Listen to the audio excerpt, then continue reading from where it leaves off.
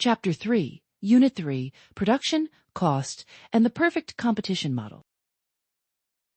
3.1 The Production Function. What is a production function? Really? Let's start with a coffee shop analogy because we're basically in one right now. Imagine you own a small cafe. You've got a fixed amount of space, one espresso machine, one counter, one back room. That's your capital, and for now it's not changing. What can change is how many baristas you hire. As you bring on more workers, your cafe starts producing more lattes per hour. But here's the thing. It doesn't keep improving forever at the same rate. At some point, your baristas are bumping into each other, fighting over the milk frother, and things start to slow down. That story, inputs going in, output coming out, with a very specific pattern of how output changes, is exactly what the production function describes. Formally, the production function shows the relationship between the quantity of inputs used and the quantity of output produced. For the AP exam, you'll almost always work with a simplified version. One variable input, labor, measured in workers or worker hours, and one fixed input, capital, like your espresso machine. The production function tells you for each quantity of labor how much total output, called total product, TP, your firm can produce. Total product, marginal product, and average product. Here's where your three core measures come in, and you need to know all three cold. Total product, TP, is simply the total quantity of output produced by a given number of workers. It's the raw number, 20 lattes, 50 lattes, whatever your firm is making at that level of labor input. Marginal Product of Labor, MPL, is the change in total product from hiring one additional worker. The formula is straightforward. MPL equals the change in total product divided by the change in labor, or ΔTP divided by ΔL. If hiring your third barista takes you from producing 30 lattes to 45 lattes per hour, that third worker's marginal product is 15. This number, the marginal product, is the most important figure you'll work with in this unit, so get comfortable calculating it quickly from a table. Average Product of Labor. APL is total product divided by the number of workers, TP divided by L. It tells you how productive workers are on average. If 5 workers produce 60 lattes, average product is 12 lattes per worker. The AP exam will sometimes ask you to identify when average product is at its maximum, and the rule is this. Average product is maximized at the point where marginal product equals average product. This is not a coincidence. When the marginal value is above the average, it pulls the average up. When it falls below, it drags the average down. The crossing point is the peak of APL. The law of diminishing marginal returns. Now we arrive at the most important concept in this entire section, and possibly one of the most important in all of AP Micro, the law of diminishing marginal returns. The College Board states it this way: as more units of a variable input are added to a fixed input, beyond some point, the marginal product of the variable input will decrease. Notice what this law doesn't say. It doesn't say marginal product becomes negative immediately, or that total product falls. It says the additions to output start getting smaller. Your cafe can still be producing more lattes as you hire more baristas. You're just gaining fewer and fewer extra lattes with each new hire. On a data table, you'll recognize diminishing marginal returns the moment MPL starts declining. If your first worker adds 10 units, your second adds 18, your third adds 15, and your fourth adds 9, diminishing returns kicked in at the third worker. Before that third worker, MPL was rising. Economists call that region increasing marginal returns. This is where your workers are benefiting from specialization and teamwork. Once diminishing returns set in, and MPL is falling but still positive, TP is still rising, just more slowly. And if you were to push labor so far that MPL actually turns negative, TP would start to fall, but rational firms never operate there. Drawing and interpreting the graphs. You must be able to draw 2 graphs for this topic, the total product curve and the marginal average product curves drawn below it. Let's walk through each one. The total product curve goes on a graph with labor L on the horizontal axis and output TP on the vertical axis. The curve starts at the origin. It rises with an increasing slope during the region of increasing marginal returns. It's bowing upward, becoming steeper. Then, at the inflection point, the moment diminishing returns begin, it keeps rising, but with a decreasing slope, bowing downward, becoming flatter. If MPL ever hits 0, TP is at its maximum, and the curve flattens out horizontally. The inflection point on the TP curve is critical. It's exactly where the MPL curve will peak on the graph below. The marginal and average product curves share a graph with labor on the horizontal axis and product per worker on the vertical axis. The MPL curve starts, rises to a peak at the inflection point of TP, then falls. It can eventually cross 0 if total product starts declining. The APL curve is smoother and peaks later than MPL. Here's the key relationship you must memorize. The MPL curve intersects the APL curve at the APL's maximum point. On the exam, if you see a graph where MPL and APL cross, that crossing is always at the top of the APL curve. Always. Students who forget this get caught by MCQ traps that show the curves crossing somewhere other than APL's peak. Common exam traps and connections. Watch out for 2 classic wrong answer traps. First, students confuse diminishing marginal returns with negative returns. Diminishing returns means MPL is falling, not negative. Total output is still increasing. Second, students misidentify when diminishing returns begin. They begin when MPL starts to decrease, not when MPL falls below APL or falls below 0. Also remember, the law of diminishing marginal returns is a short-run concept. It applies because at least one input is fixed. In the long run, all inputs are variable, and the law doesn't apply in the same way, which connects directly to what you'll study when you reach long-run production and returns to scale later in this unit. Finally, this material forms the backbone of cost curves in section 3.2. The shape of your marginal cost curve is a mirror image of your MPL curve. When MPL rises, marginal cost falls, and vice versa. Understanding why that relationship exists will make the entire cost curve unit feel logical rather than memorized. With your production function toolkit fully built, let's turn to what that output actually costs to produce, because that's where price, profit, and firm decision-making all begin to come alive. 3.2 Short-run production costs. The kitchen analogy that changes everything. Let's start with a pizza kitchen. You've got a fixed space, 4 walls, 2 ovens, a prep counter.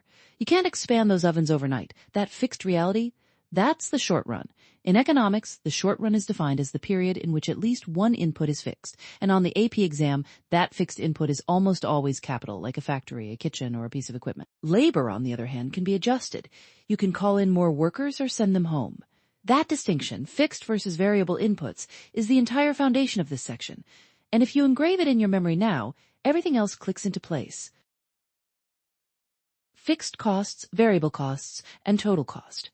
Your pizza kitchen pays rent whether it makes 0 pizzas or 500. That's a fixed cost FC. It does not change with the level of output.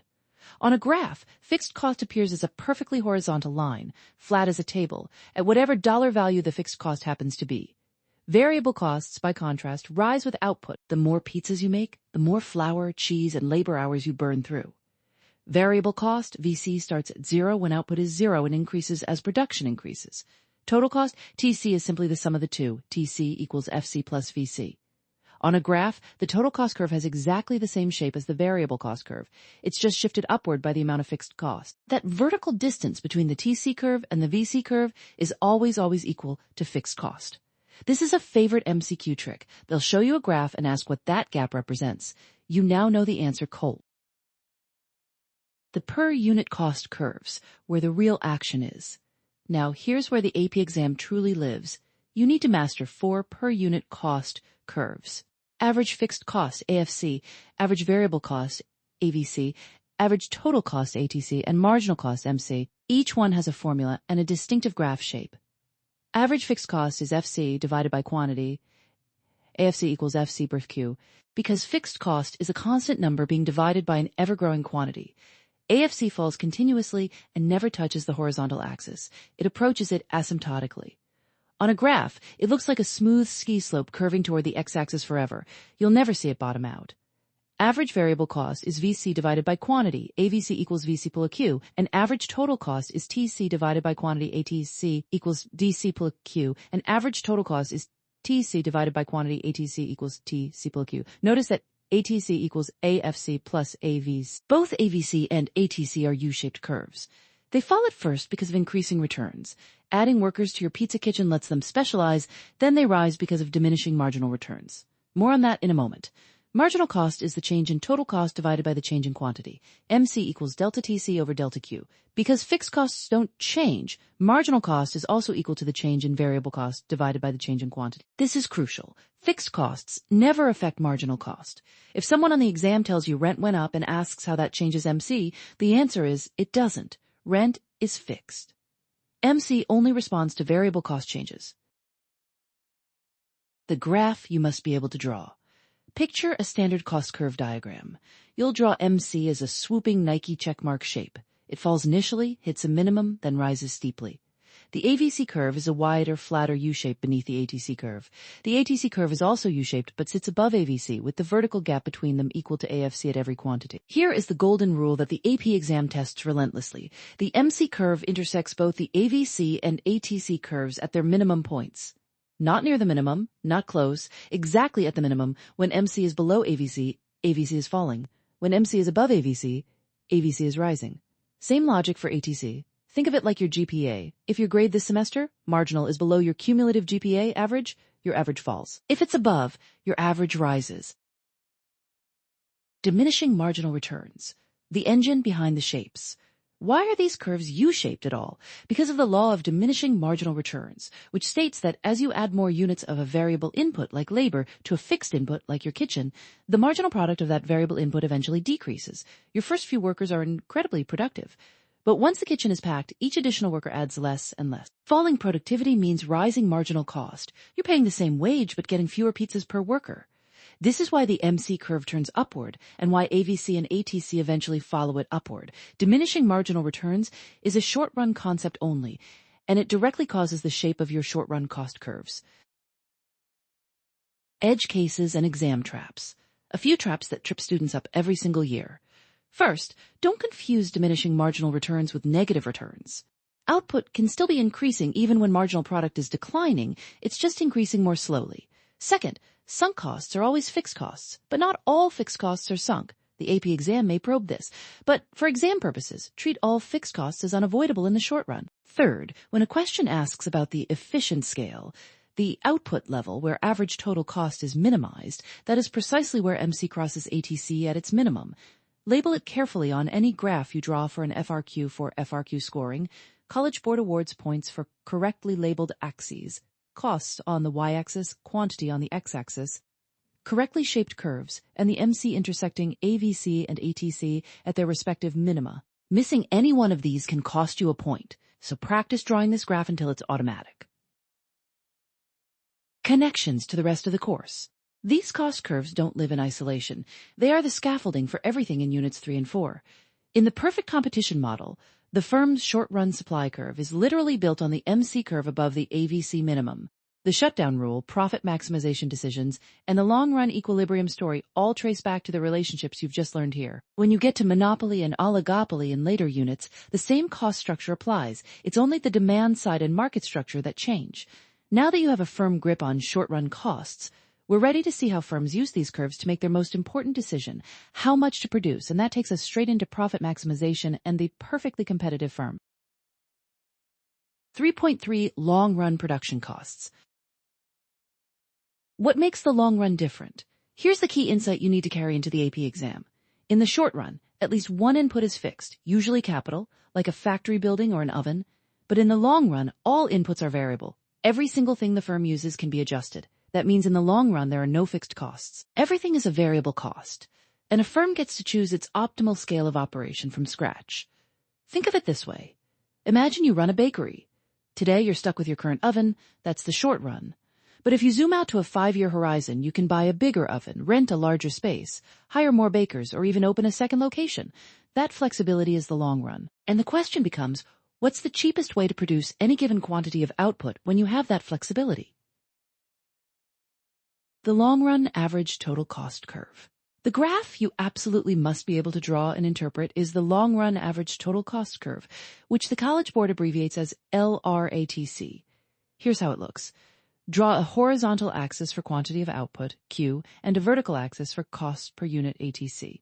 The LRATC curve is a smooth U-shaped curve, but it's a flatter, wider U than the short-run ATC curves. This is important. On the AP exam, several short-run ATC curves will be nested inside the LRATC, each one representing a different plant size or scale of operation. Picture a series of short-run ATC curves, maybe 5 of them, each one representing a factory of different size. The LRATC is the envelope curve that just barely touches the bottom of each short-run ATC curve. It's as if you drew the best possible short-run cost curve for every conceivable factory size, and then trace the outer bottom edge of all of them together. That traces your LRATC. On the exam, if you're asked to draw this, sketch 3 to 5 short-run ATC curves of increasing scale, and then draw a smooth curve tangent to the minimum portion of each. Label your axes, label the curve LRITC, and you're in great shape. Economies and diseconomies of scale. Now, the shape of the LRATC tells a story, and that story has 3 chapters: economies of scale, constant returns to scale, and economies of scale. On the downward sloping portion of the LRATC, the firm is experiencing economies of scale. As output expands, long-run average costs are falling. Why? Because larger operations can specialize labor, use more efficient machinery, negotiate bulk discounts on inputs, and spread overhead over more units. Think about how a massive warehouse retailer can sell goods more cheaply than your neighborhood store. That's economies of scale in action. The formula signal here is simple. If output increases by some percentage and total cost increases by a smaller percentage, you have economies of scale, and LRATC is falling. At the bottom of the LRATC curve, you hit the sweet spot, the minimum efficient scale. This is the output level at which long-run average costs are minimized. The firm is operating at its most productively efficient size. If the LRATC has a flat bottom rather than a single minimum point, then there's a range of output that achieves minimum efficient scale, and that range represents constant returns to scale. Doubling inputs doubles output, and average cost stays flat.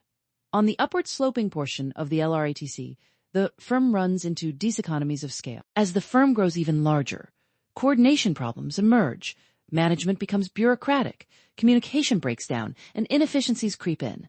Think of a giant corporation where 5 different departments all have to approve one decision. That's diseconomies of scale in organizational form. Average costs start rising again. The critical formula connection. There's no single algebraic formula for the LRATC itself, but the decision rule is essential. A firm minimizes long-run cost by choosing the plant size, meaning the short-run ATC curve, that produces the desired output at the lowest possible cost. On an MCQ, you might be shown a diagram with multiple short-run ATC curves and asked which plant size a firm should choose to produce a given quantity. The answer is always the plant size, whose short-run ATC curve passes through the LRATC at that quantity. The LRATC, remember, represents the lowest achievable cost for every output level. Common MCQ traps to avoid. Here's a trap the College Board loves to set: confusing economies of scale with increasing returns to scale. Economies of scale is a cost concept. It describes what happens to average cost as output rises. Increasing returns to scale is a production concept. It describes what happens to output when all inputs are proportionally increased. They are related, but they are not the same thing, and conflating them on an FRQ will cost you points. Another trap. Students often assume the minimum of each short-run ATC curve lies exactly on the LRATC. That's only true for the short-run ATC curve at the minimum efficient scale. For all other plant sizes, the LRATC is tangent to the short-run ATC curve at a point that is not its minimum. On the downward sloping part of the LRATC, the tangency point is to the left of each short-run ATC's minimum. On the upward sloping part, it's to the right. This is an edge case detail that pops up on harder MCQs, so lock it in. Connections to the bigger picture.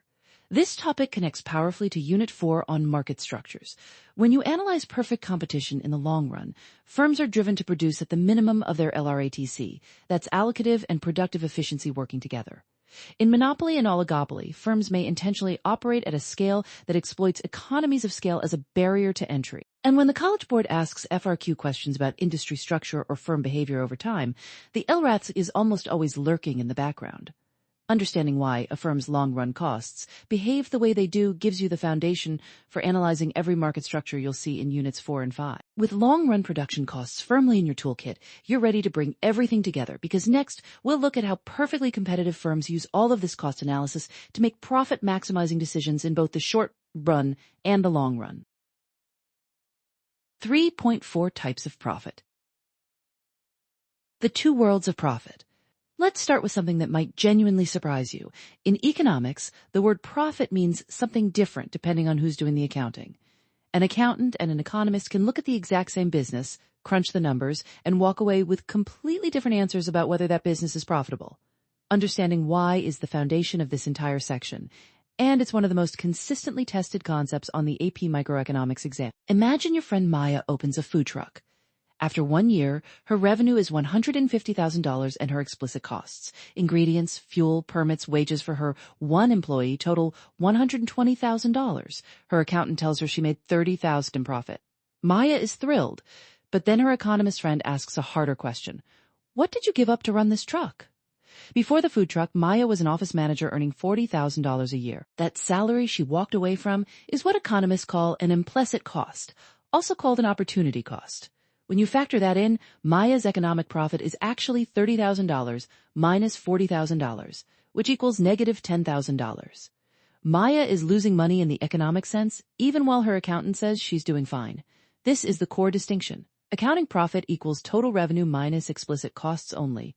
Economic profit equals total revenue minus all costs, both explicit and implicit. The formula looks like this. Economic profit equals total revenue minus explicit costs, implicit costs. Or, stated another way, economic profit equals accounting profit, implicit costs. That second version is incredibly useful on the exam, so keep it close. Normal profit, the hidden baseline. Here's where the terminology gets elegant. When a firm's economic profit equals exactly zero, economists say the firm is earning normal profit. Normal profit doesn't mean the business is barely surviving. It means the business is earning just enough to cover all its opportunity costs, including the implicit return the owner could have earned in their next best alternative. Normal profit is baked into the cost curves themselves. It's already included in what we call economic costs. Think of it this way. Normal profit is the minimum reward necessary to keep an entrepreneur in the business they're currently in. It's the I'm at least as well off here as I would be anywhere else threshold. When economists draw a firm's average total cost curve, that curve already includes normal profit as a cost. This means that when price equals minimum average total cost, which is the long-run equilibrium condition in perfect competition, firms are earning zero economic profit but positive accounting profit. Students trip over this constantly on the exam. Zero economic profit does not mean the firm is failing. It means the firm is doing exactly as well as its best outside option. Economic profit, loss, and the long-run story. This is where profit types connect powerfully to the rest of Unit 3 and forward into market dynamics. If a firm is earning positive economic profit, it means revenue exceeds all costs, including opportunity costs. The business is outperforming its best alternative. In a perfectly competitive market, this acts like a beacon. Other firms see those above normal returns and enter the industry. As they do, supply increases, price falls, and economic profit gets competed away until the industry returns to normal profit in the long run. If a firm is suffering an economic loss, negative economic profit, the business isn't even covering its opportunity costs. Owners are worse off than they would be doing something else. In the long run, firms exit, supply decreases, price rises, and losses are eliminated. The market always gravitates back to that zero economic profit equilibrium in the long run, under perfect competition. You'll need to draw this adjustment on FRQs, and understanding why it happens depends entirely on understanding what economic profit signals. Reading the graphs, what to draw and label. When the AP exam asks you to analyze a perfectly competitive firm, you're working with two graphs: the industry, market supply, and demand diagram, and the individual firm's cost and revenue diagram. On the firm's graph, you'll draw the horizontal price line, which equals marginal revenue and average revenue for a price taker, along with the U-shaped average total cost curve, the U-shaped average variable cost curve, and the upward-sloping marginal cost curve. Profit is represented geometrically as a rectangle. The height of that rectangle is the difference between price and average total cost at the profit maximizing quantity, where marginal cost equals marginal revenue. The width is that quantity. If price is above average total cost at the output where MC equals MR, the rectangle sits above the ATC curve and represents economic profit. If price is below average total cost but above average variable cost, the rectangle dips below ATC and represents a loss. But the firm still produces in the short run. If price falls below average variable cost, the firm shuts down. Common traps and how to dodge them. The AP exam loves to test whether you can distinguish between economic and accounting profit under pressure. Watch for questions that give you revenue and various costs, and ask whether the firm should stay in business. If a question mentions a salary the owner could earn elsewhere, that is an implicit cost. You must include it to find economic profit. Students who ignore it and compute only accounting profit will choose the wrong answer every time. Another trap, equating zero economic profit with the firm is breaking even in the everyday sense. In everyday language, breaking even means covering your bills. In economics, breaking even, earning normal profit, means covering all your opportunity costs, which already includes a competitive return on the owner's time and capital. The firm is thriving in every meaningful sense. It's just not outperforming its alternatives. Also be careful with the phrase normal profit. The College Board uses this term to mean zero economic profit, not zero accounting profit.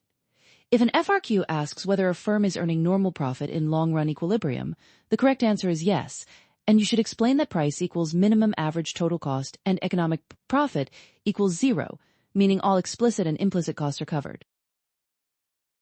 Connections across the course. Profit types don't live in isolation. The distinction between economic and accounting profit underlies every market structure you'll study. Perfect competition, monopolistic competition, oligopoly, and monopoly. In Unit 4, when you analyze a monopolist's long-run position, you'll note that unlike perfectly competitive firms, monopolists can sustain positive economic profit because barriers to entry prevent the competitive erosion that drives profit to zero. The concept of normal profit also connects back to Unit 2's discussion of opportunity cost and the production possibilities curve. Both remind you that in economics, every choice comes with a cost measured in foregone alternatives. With profit types firmly in your toolkit, you're ready to zoom in on the mechanics of how firms actually maximize profit, which means it's time to get comfortable with marginal analysis, marginal revenue, and the all-important MC equals MR decision rule. 3.5 Profit Maximization. The golden rule of every firm. Let's start with the single most important idea in this entire unit, the rule that every firm in every market structure follows to maximize profit. Whether you're running a lemonade stand, a tech giant, or a wheat farm in Kansas, the logic is identical. Produce where marginal revenue equals marginal cost. Or, as you'll write it on every AP exam, MR equals MC. Think of it this way. Imagine you're selling homemade cookies at a bake sale. Each additional cookie you bake costs you something. Flour, sugar, your time. That's your marginal cost, and each additional cookie you sell brings in some revenue. That's your marginal revenue. As long as selling one more cookie brings in more than it costs to make, you should make it. The moment it starts costing you more to bake than you earn from selling, you stop. That sweet spot in between, where the cost of the last unit exactly equals the revenue from the last unit, is your profit maximizing output. That's MR equals MC, and it governs everything. The profit formula and how to use it. Let's be precise here, because the AP exam will test both the rule and the calculation. Total profit is defined as total revenue minus total cost. Profit equals TR minus TC, or you can also write this as profit equals P minus ATC or times Q, where ATC is average total cost. That second version is crucial because it connects directly to the graph you'll need to draw, and it lets you calculate profit visually as a rectangle. But we'll get to that in a moment. Marginal revenue is the change in total revenue from selling one additional unit. MR equals delta TR divided by delta Q. In a perfectly competitive market specifically, price is constant, so MR equals price for every unit, a fact that simplifies your calculations enormously. Marginal cost, of course, is the change in total cost from producing one more unit. MC equals delta TC divided by delta Q and the graph you absolutely must know. Here's how to draw the profit-maximizing graph for a perfectly competitive firm, step by step. Draw a standard set of axes, output on the horizontal, dollars per unit on the vertical. Draw a U-shaped ATC curve and a U-shaped AVC curve below it, with AVC sitting lower than ATC at every quantity. The vertical gap between them is average fixed cost. Now draw the MC curve, which is also U-shaped but steeper, and critically it passes through the minimum points of both AVC and ATC. This isn't decoration. The MC curve cuts through the minimum of AVC first, then the minimum of ATC, and you will lose points on an FRQ if you draw it any other way. For a perfectly competitive firm, the demand curve is a perfectly horizontal line, a flat line at the market price, which also serves as the firm's MR curve. Label it P equals MR equals D, and you've shown the grader you understand why that price line plays three roles at once. The profit-maximizing output is where MC intersects MR from below. That last phrase matters. MC must cross MR coming up, not coming down. If MC crosses MR while still declining, that's actually a profit-minimizing point, a classic MCQ trap. Find the intersection where MC is rising and drop a vertical line down to the quantity axis. That's your Q star. Now, to show profit on the graph, go straight up from Q star to the price line. That's your price, P. Then find the ATC at that same quantity, which is the point where your ATC curve sits directly above Q star. If P is above ATC, the firm earns a profit, and you shade the rectangle whose height is PIATC and whose width is Q star. That rectangle is your economic profit. If P is below ATC but above AVC, the firm is taking a loss. Shade the rectangle below P down to ATC. That represents the loss per unit times quantity. And if P equals ATC exactly, the firm earns zero economic profit, which the AP exam calls breaking even. The firm is still earning a normal profit in accounting terms, which means the owners are being compensated for their time and capital, just not earning anything extra. The shutdown condition, an edge case that always appears. Here's where students lose points. The shutdown rule. In the short run, a firm should continue operating as long as price is at or above the minimum of AVC. Why? Because even if you're not covering all your costs, you're at least covering your variable costs and making some contribution toward fixed costs. And those fixed costs exist whether you produce or not. Shutting down saves you variable costs but doesn't save you fixed costs. So if P is above AVC but below ATC, keep operating, you minimize your losses. If P falls below AVC, shut down immediately because now you're not even covering what it costs to run the production process itself. The shutdown point is therefore the minimum of AVC on the graph. The break-even point is the minimum of ATC. Every MCQ that gives you a price and asks, what should this firm do? Requires you to compare price to both of these benchmarks in sequence. First check against AVC, shutdown, then against ATC, profit or loss. Common traps and FRQ scoring points. The AP exam loves to test whether you confuse accounting profit with economic profit. Economic profit subtracts both explicit costs and implicit costs, including the opportunity cost of the owner's time and capital. A firm can show positive accounting profit and zero economic profit simultaneously. If an FRQ asks whether a firm should stay in the industry long run, zero economic profit means yes, firms have no incentive to exit. Another trap, confusing the firm's demand curve with the market demand curve. The market demand curve slopes downward. The individual perfectly competitive firm's demand curve is horizontal. Drawing a sloped demand curve for the firm in a perfectly competitive market is an automatic error. Connections across the course. This rule, MR equals MC, doesn't just belong to perfect competition. You'll apply it again in Unit 4 when you study monopoly, monopolistic competition, and oligopoly. The rule stays the same, only the shape of the MR curve changes.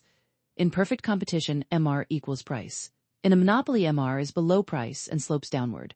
Recognizing that profit maximization always uses MR equals MC, regardless of market structure, will save you enormous time on both the multiple choice and free response sections.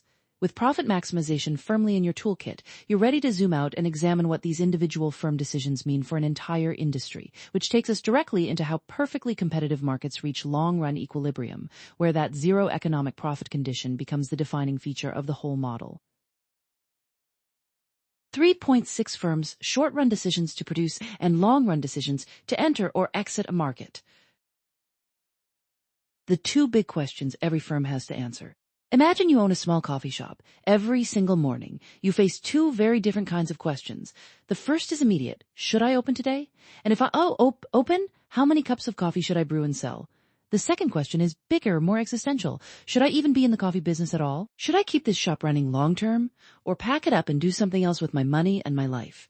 These two questions, the short-run production decision and the long-run entry or exit decision, are exactly what this section is about, and they are the backbone of how economists model perfectly competitive markets.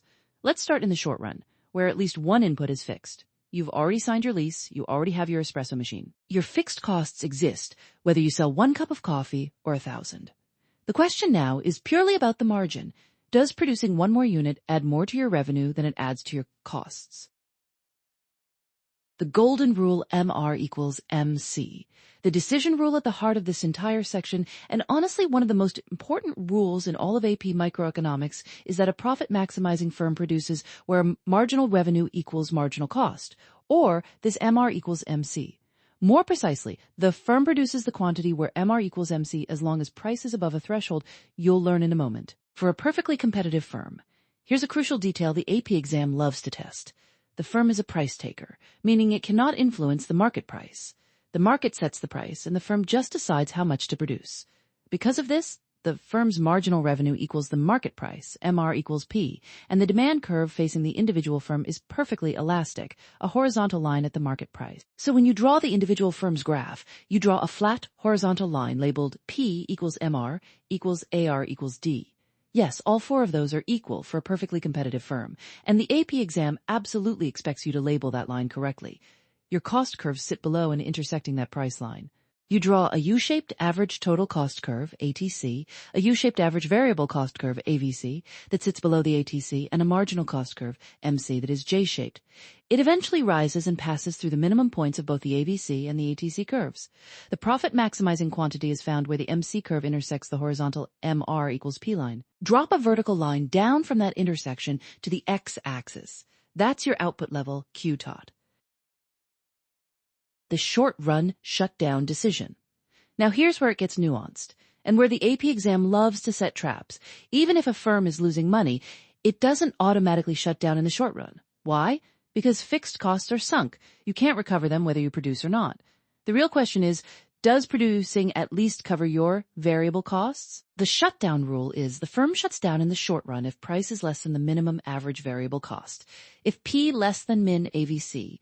If price is at or above the minimum AVC, the firm keeps producing even at a loss because every unit sold is at least helping to offset some of those fixed costs. Only when price drops so low that you can't even cover your variable costs does it make sense to walk away and produce nothing. This gives us what economists call the short-run supply curve for the firm. It's the portion of the MC curve that lies above the minimum AVC. Below that point, the firm produces zero. The AP exam will sometimes describe scenarios and ask whether the firm shuts down or continues operating at a loss. Always anchor your answer to the P versus min AVC comparison, not the P versus ATC comparison. Here's how to read profit on the graph. When price is above ATC at QTOCH, the firm earns economic profit, the rectangle from QTOCH times the vertical distance between P and ATC. When price equals ATC, economic profit is zero. This is called the break-even point. When price is between the minimum ATC and the minimum AVC, the firm earns a loss but continues producing. Sketch these three scenarios until they're second nature, because FRQ prompts routinely ask you to shade the profit or loss area and identify whether the firm should operate or shut down. The long-run entry and exit decision. Now step back and think long-term. In the long run, all costs are variable. You can exit the industry entirely, or new competitors can enter. This is where the long-run equilibrium story of perfect competition really shines, and it connects beautifully to the market-level supply and demand graph alongside your firm-level graph. The long-run decision rule is simpler. A firm will exit if P, ATSE, meaning it's suffering economic losses, and new firms will enter the industry if P greater than the ATC, meaning existing firms are earning positive economic profit. Entry and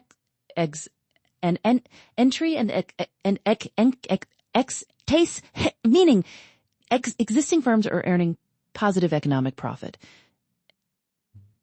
Entry and exit continue until economic profit is zero, which occurs precisely where P equals minimum ATC. This is the long-run equilibrium of a perfectly competitive industry, and it's a condition the AP exam tests constantly. You absolutely must be able to draw the two-panel graph, the market on the left, the individual firm on the right, and show how an increase in demand raises market price, creates short-run profit for firms, attracts entry, shifts market supply rightward, and drives price back down to minimum ATC. The reverse process works for a decrease in demand and exit. In long-run equilibrium, the firm graph shows the horizontal price line tangent to the bottom of the ATC curve, with MC intersecting at that same point. It's a beautiful, elegant result. One trap to watch: students sometimes confuse zero economic profit with zero accounting profit.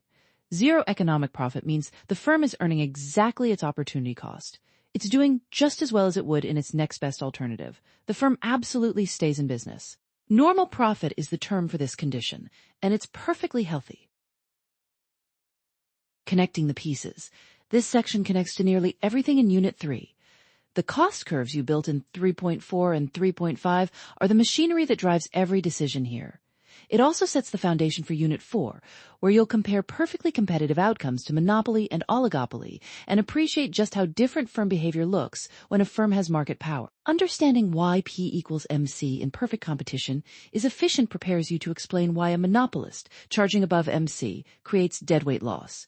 In short, master the shutdown rule, the entry and exit conditions, and the two-panel graph with confidence, and you'll have a reliable framework for tackling a wide range of both multiple choice and free response questions. Up next, we'll look at how that long-run adjustment process plays out across different cost structures, exploring what economists call constant increasing and decreasing cost industries. 3.7 Perfect Competition. The purest market you'll ever study. Let's start with a mental image. Picture a massive open-air farmer's market with hundreds of vendors, all selling identical ears of sweet corn. Every stall looks the same. Every ear of corn is indistinguishable from the next, and buyers can easily walk from one vendor to another comparing prices. No single farmer can charge a penny more than anyone else, because customers will simply walk away that farmer's market. That's your model of perfect competition, and understanding it deeply is your ticket to mastering a huge chunk of the AP Microeconomics exam. Perfect competition is defined by four conditions that the College Board expects you to know cold. First, there are many buyers and sellers, so many that no single participant has any power to influence the market price. Second, the goods being sold are identical or homogeneous, think wheat, corn, or raw cotton, not brands. Third, there is free entry and exit, meaning firms can enter the industry when profits are attractive and leave when they're not, without facing significant barriers. Fourth, there is perfect information. Everyone knows the going price. These four conditions together produce what we call a price taker, the defining characteristic of the perfectly competitive firm. The firm doesn't set its price. The market hands it a price, and the firm simply decides how much to produce. The perfectly competitive firm's demand curve. Here's something that trips up a lot of students on the exam. The market demand curve for a perfectly competitive industry slopes downward, just like every demand curve you've ever drawn. But the individual firm's demand curve is perfectly elastic, a flat horizontal line at the market price. Why? Because if you, as one tiny corn farmer, try to charge even 1 cent above the market price, all your customers vanish. You have zero market power. That horizontal demand curve is also simultaneously the firm's average revenue curve and its marginal revenue curve. In perfect competition, price equals average revenue equals marginal revenue. Write that down. P equals AR equals MR. This is not true in any other market structure, so this equality is a dead giveaway on multiple choice questions asking you to identify a perfectly competitive firm. The golden rule, profit maximization. Every firm in every market structure maximizes profit or minimizes loss by producing at the output level where marginal revenue equals marginal cost or MR equals MC. In perfect competition, since MR equals price, this rule becomes P equals MC. This is the single most tested idea in this entire section, so let's make sure you really own it. Imagine your marginal cost of producing the 50th unit is $8, but the market price is $12. Should you produce that unit? Absolutely, you're adding $12 in revenue and only $8 in cost, so your profit rises by $4. Now imagine producing the 60th unit costs $14, but you still sell it for $12. You lose $2 on that unit, so you'd stop before that. The sweet spot is where MR equals MC, exactly, and that's where you park your output level. To draw the short-run graph every FRQ grader wants to see, you'll sketch a U-shaped average total cost curve, a U-shaped average variable cost curve below it, a J-shaped marginal cost curve that passes through the minimums of both AVC and ATC, and then a flat horizontal line at the market price representing the firm's demand, MR and AR all at once. You then drop a vertical line from where that horizontal price line intersects the MC curve down to the quantity axis. That's your profit maximizing output. Commonly labeled Q, the difference between price and average total cost at Q determines whether the firm earns a profit, breaks even, or suffers a loss. Profit, loss, and the shutdown decision. This is where edge cases become critical for your exam score. If the price is above ATC at QP, the firm earns economic profit, represented on your graph as a green-shaded rectangle with height P minus ATC and width QP. If price equals ATC at Q, the firm earns zero economic profit, also called normal profit. Don't let the word zero fool you. This isn't a bad outcome. The firm is covering all its costs, including the implicit opportunity cost of the owner's time and capital. Normal profit is actually a healthy, sustainable position. Now, here's the edge case that shows up constantly on the MC section. What if price is below ATC? Should the firm shut down? Not necessarily. And this is the trap. You shut down in the short run only if the price falls below average variable cost. As long as price exceeds AVC, the firm is at least covering its variable costs and contributing something toward fixed costs, so it minimizes losses by staying open. The moment price drops below AVC, the firm loses less money by shutting down entirely because it still has to pay fixed costs either way. The break-even point where P equals ATC and the shutdown point where P equals AVC are the two critical boundary conditions you need to mark clearly on any graph you draw. Long-run equilibrium. The market adjusts. Here's where free entry and exit work their magic. If firms in the industry are earning economic profits, new firms will enter, attracted by those above normal returns. As they enter, market supply increases, pushing the market price down until economic profit is driven to zero. Conversely, if firms are suffering economic losses, some will exit the industry, reducing supply, raising the price, and eliminating losses. The long-run equilibrium in perfect competition is beautifully elegant. P equals MR equals MC equals minimum ATC. Every one of those equalities has meaning. The firm is allocatively efficient because P equals MC, meaning resources are allocated to their highest valued uses. And the firm is productively efficient because production occurs at minimum ATC, the lowest possible cost per unit. If an FRQ asks you to show long-run equilibrium, your price line must be tangent to the bottom of the ATC curve, not intersecting it. Connections and common traps. This topic connects directly to Unit 4, where you'll compare perfect competition against monopoly and monopolistic competition. A key insight you'll return to repeatedly is that perfect competition is the benchmark for efficiency. Other structures fall short in ways you can measure on graphs. It also connects back to Unit 2's supply and demand model, because the market-level graph in perfect competition is simply that supply and demand model you already know, while the firm-level graph sits beside it as a dual graph setup that FRQs love to use. The single most common wrong answer trap on the AP exam is confusing normal profit with zero profit in a colloquial sense. When College Board says a firm earns zero economic profit, that's not failure. It's the long-run equilibrium outcome every perfectly competitive firm gravitates toward. A firm earning normal profit has no incentive to exit, and no outsider has the incentive to enter. That's market stability at its finest. With the perfectly competitive model now in your toolkit, you're ready to understand just how different things get when we remove the assumption of many sellers. Welcome to the world of monopoly. 3.8 total product, marginal product, and average product. Setting the stage, what we're really talking about. Imagine you own a small pizza restaurant. You've got a fixed kitchen, same ovens, same prep stations, same square footage, and you're deciding how many workers to hire. Hire one person and they're scrambling to do everything, answering phones, making dough, sliding pies in the oven. Hire a second person and suddenly they can divide tasks. A third and things get even smoother. But hire a 12th person and now everyone's bumping into each other, getting in the way, and your output might actually start to suffer. That pizza shop story is the entire conceptual heart of this section. We're exploring what happens to output as you add more of one input, labor, while holding everything else constant. That holding everything else constant part is crucial. In AP Micro, this analysis happens in the short run, which is defined as the period of time in which at least one input is fixed. Keep that phrase locked in your memory. The three curves you must master. There are three related but distinct measures of production you need to understand cold. Total product, TP, marginal product, MP, and average product, AP. Let's walk through each one carefully, because the relationships between them are where most exam points live. Total product is simply the total quantity of output a firm produces given a certain number of workers. If 3 workers produce 30 pizzas per hour, TP equals 30. It's the most intuitive of the three. It's just your output. On a graph, you plot total product on the vertical axis and quantity of labor, number of workers, on the horizontal axis. The TP curve starts at the origin, rises with an increasing slope at first, then rises with a decreasing slope, and eventually can turn downward. That S shape is not an accident. It's the visual signature of the law of diminishing marginal returns. Marginal product is the change in total product divided by the change in the quantity of labor, written as a formula, MP equals ΔTP divided by ΔL.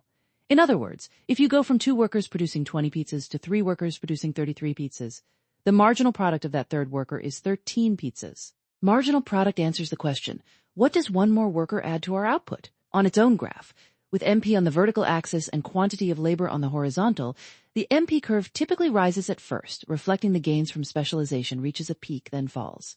This downward slope after the peak is the graphical representation of the law of diminishing marginal returns, which states that as you add successive units of a variable input to a fixed input, the marginal product of that variable input will eventually decrease. Note the word eventually, MP can increase at first, and that's perfectly consistent with the law. Average product is total product divided by the quantity of labor. AP equals TP divided by L. It answers the question, on average, how much is each worker producing? If 5 workers together produce 60 pizzas, the average product is 12 pizzas per worker. The AP curve also rises and then falls, creating a hump shape that looks similar to the MP curve but is a distinct curve. The critical relationship between MP and AP. This is an exam favorite. Here's the relationship that shows up on virtually every AP exam in some form. Whenever marginal product is above average product is rising. Whenever marginal product is below average product is falling. And exactly where they intersect, average product is at its maximum. Think of it like your grade point average. If you earn a grade above your current average on your next exam, your average goes up. If you earn below your current average, your average falls. The marginal pulls the average. On the graph, this means the MP curve intersects the AP curve at the AP curve's peak. If you draw a graph and your MP curve crosses AP anywhere other than AP's highest point, you've made an error. Commit this rule to memory. The AP exam will test it directly. Drawing the graphs correctly. You'll need to draw two graphs with precision for the FRQ section. The first is the total product curve. It starts at the origin, curves upward with a concave shape initially, representing increasing MP, then bends and becomes concave downward, representing diminishing MP. If the TP curve is still rising but flattening out, MP is positive but falling. If TP reaches its maximum, MP equals exactly 0 at that point. If TP turns downward, MP has become negative. The second graph shows both the marginal product and average product curves on the same axes. Both are hump-shaped curves. MP rises faster and peaks earlier than AP, meaning MP's peak sits to the left of AP's peak. MP then falls and intersects AP at AP's maximum before continuing downward. Eventually, MP can go negative, which corresponds to the downward sloping portion of the TP curve. APP, by contrast, never goes negative in typical exam problems. You can't have a negative average output per worker as long as total output is non-negative. Common MCQ traps and how to dodge them. The most common trap is confusing diminishing marginal product with negative marginal product.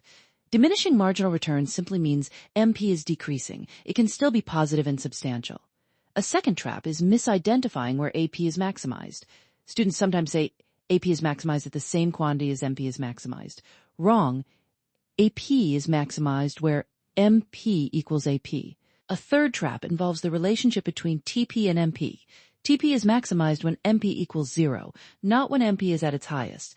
And watch out for problems that ask you what happens to AP when a new worker's individual output is exactly equal to the current average. The answer is that AP stays the same because the marginal equals the average. Connecting to other topics. This section is the foundation for everything that follows in Unit 3.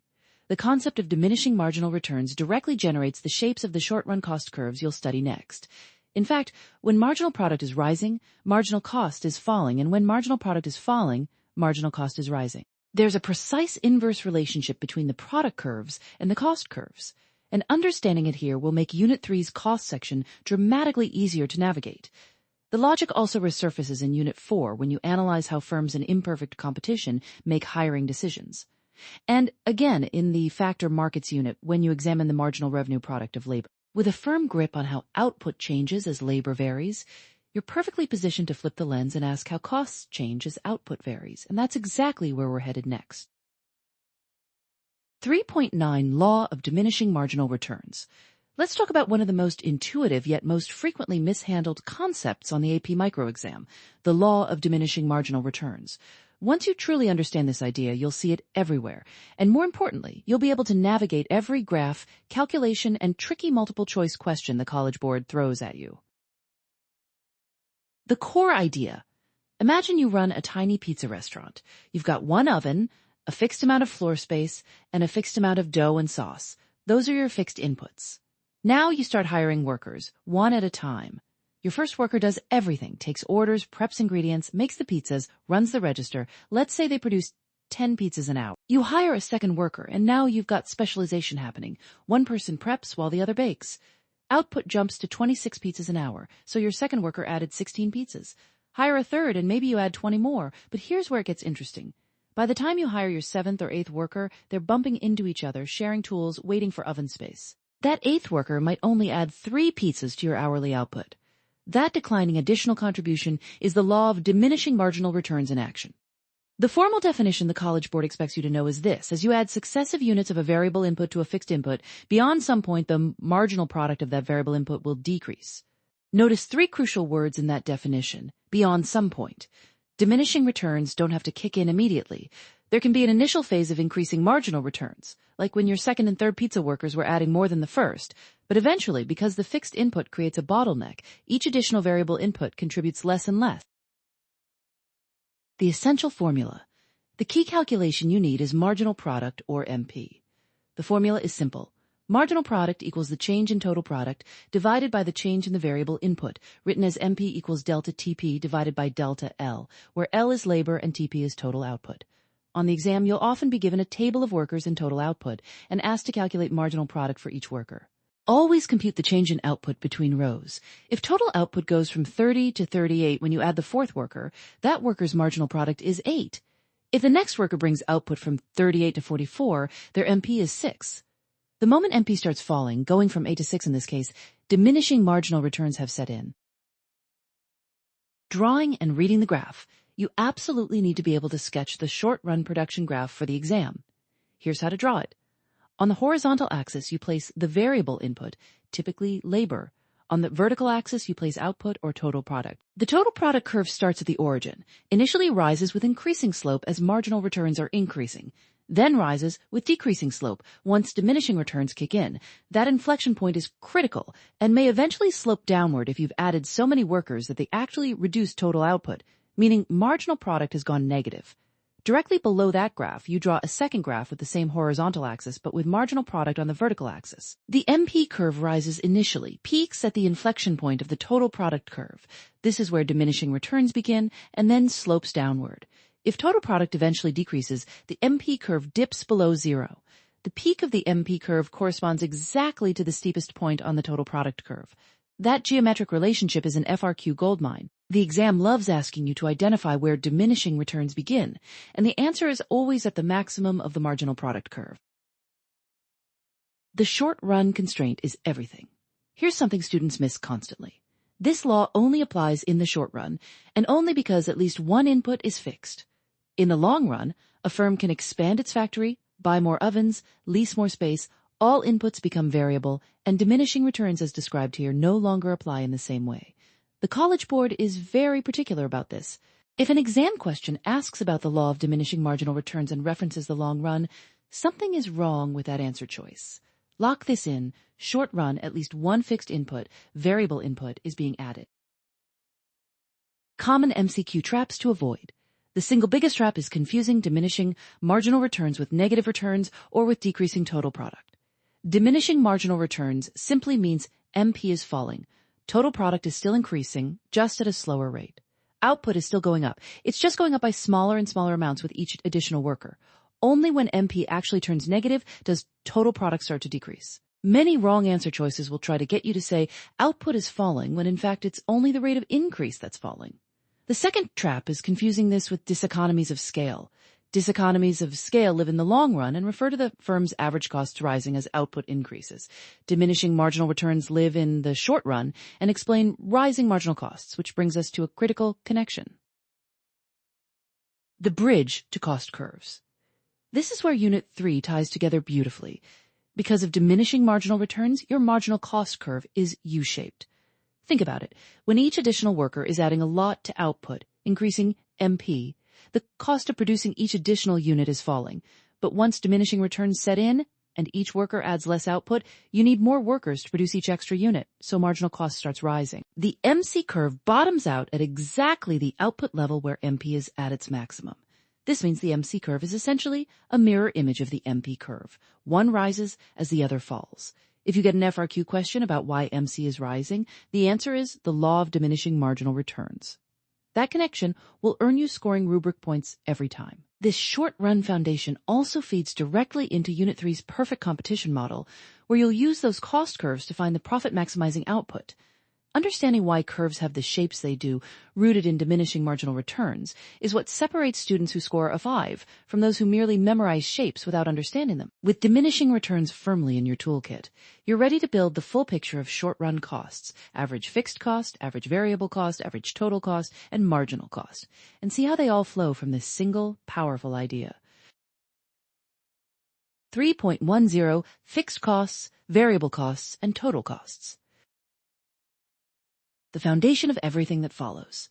All right, let's talk about costs, and I mean Really talk about them, because if you don't have this section locked down, the rest of Unit 3 is going to feel like you're trying to build a house on sand. Everything that comes after, marginal cost, average cost curves, profit maximization, the shutdown decision, all of it rests on what we're covering right now. So grab your coffee, settle in, and let's make this stick. Think about your favorite local pizza place. Every single month, whether they sell 1 pizza or 1,000, they're writing a check for rent. That check doesn't change. The landlord doesn't care if it was a slow month.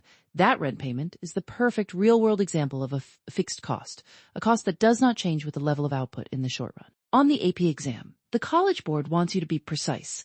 Fixed costs are incurred regardless of how much a firm produces, even if it produces nothing at all. Other classic examples include insurance premiums, loan payments on equipment, and salaried managers. The key phrase to burn into your memory is in the short run, because in the long run, as we'll see in later sections, all costs become variable. But for now, we're living in the short run. Variable costs, on the other hand, are costs that do change as output changes. Back at the pizza place, think about flour, tomato sauce, cheese, and the hourly wages of the kitchen staff. When they make more pizzas, they need more ingredients and more labor hours. Those costs rise. When business is slow, they buy less and schedule fewer shifts. Those costs fall. Variable costs move in the same direction as output, and they start at zero when output is zero. That last part is important for the exam. If the firm produces nothing, variable cost is zero, but fixed cost is still there. Don't mix those up. Putting it together, total cost. Total cost is elegantly simple once you understand the two components. The formula is TC equals TFC plus TVC, where TC is total cost, TFC is total fixed cost, and TVC is total variable cost. That's it.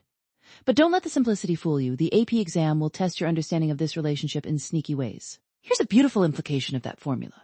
If you calculate the difference between total cost at any level of output and total cost at the previous level of output, you get marginal cost, the cost of producing one more unit. And notice something, since fixed costs never change, only the variable cost portion changes when you increase output.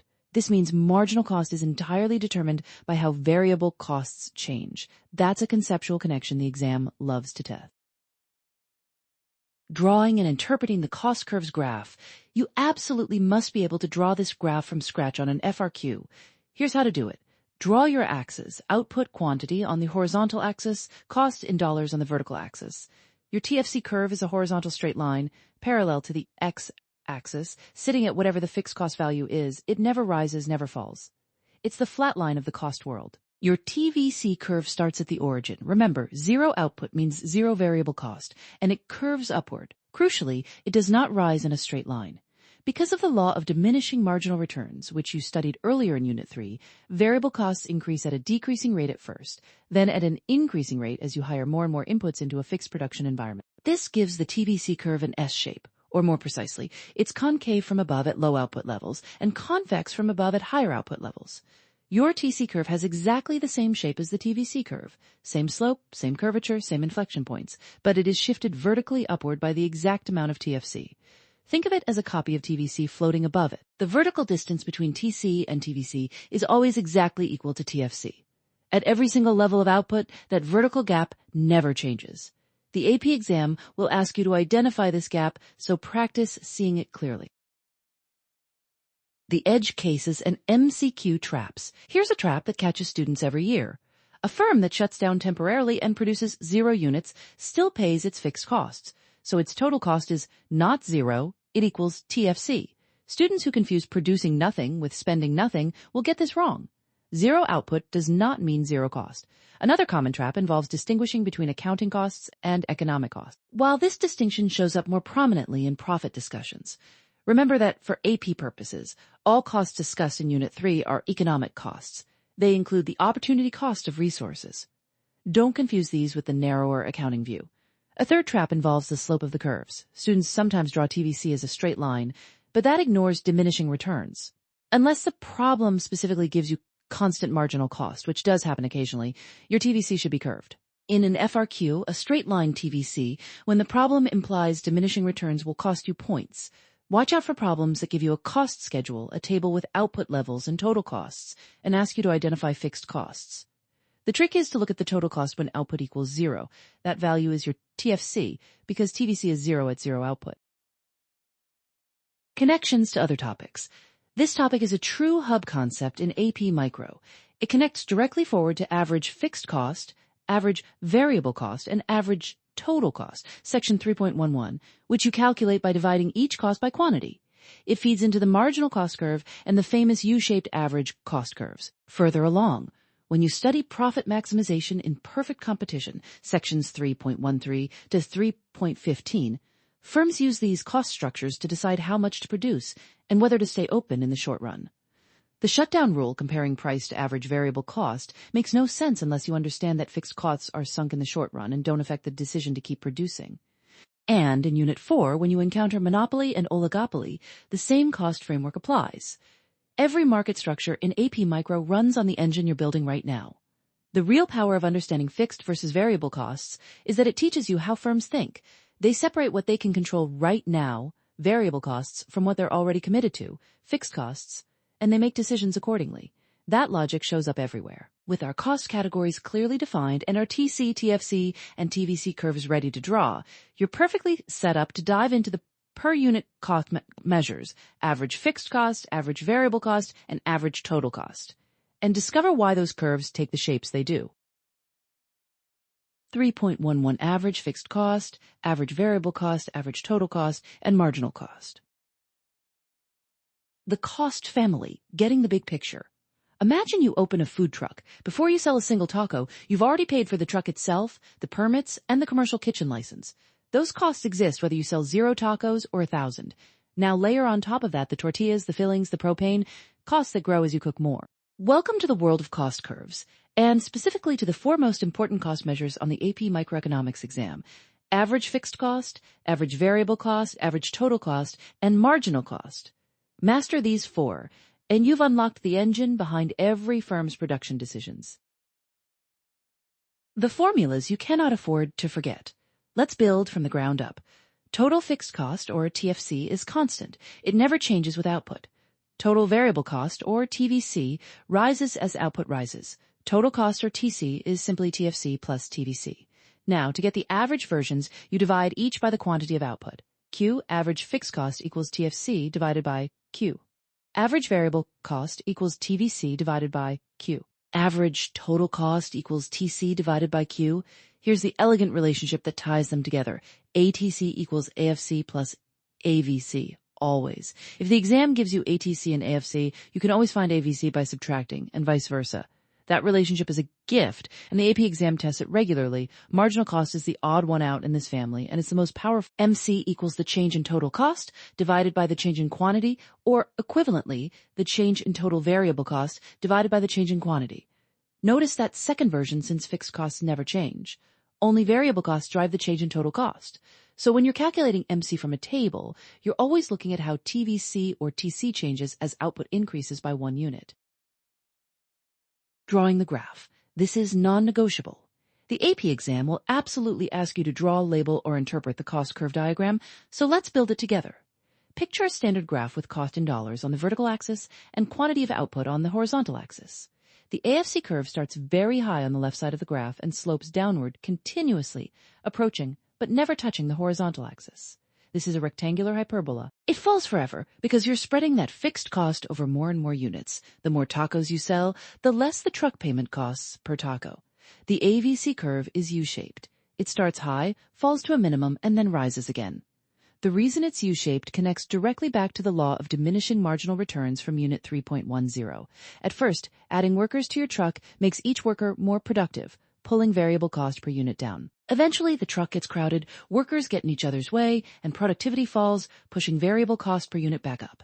The ATC curve is also U-shaped, but it sits above the AVC curve at every single point. The vertical distance between ATC and AVC at any quantity is exactly equal to AFC at that quantity. As Q increases, AFC shrinks, so the gap between ATC and AVC narrows. The 2 curves get closer and closer together as you move right on the graph. But ATC never touches AVC, just like AFC never touches 0. The MC curve is also U-shaped, and it's the most dynamic curve on the graph. Here's the rule you must burn into memory. The MC curve intersects both the AVC curve and the ATC curve at their respective minimum points, not somewhere near the bottom, exactly at the minimum. This happens because of a mathematical relationship. When marginal cost is below an average, it pulls the average down. When MC is above an average, it pulls the average up. The crossing point is the minimum. Think of your GPA. If your next exam score is below your current average, your average falls. If it's above, your average rises. The moment your next score equals your current average, your GPA is at its lowest turning point. Edge cases and exam traps. Here's one of the most reliable MCQ traps. The exam will show you a table and ask for marginal cost when output jumps by more than 1 unit at a time, say from 3 to 5 units. You must divide the change in TC by the change in Q, which would be 2 in this case. Students who just take the raw change in TC without dividing get the wrong answer every time. Another classic trap involves the relationship between MC and ATC. Students sometimes think that when MC is rising, ATC must also be rising. That is false.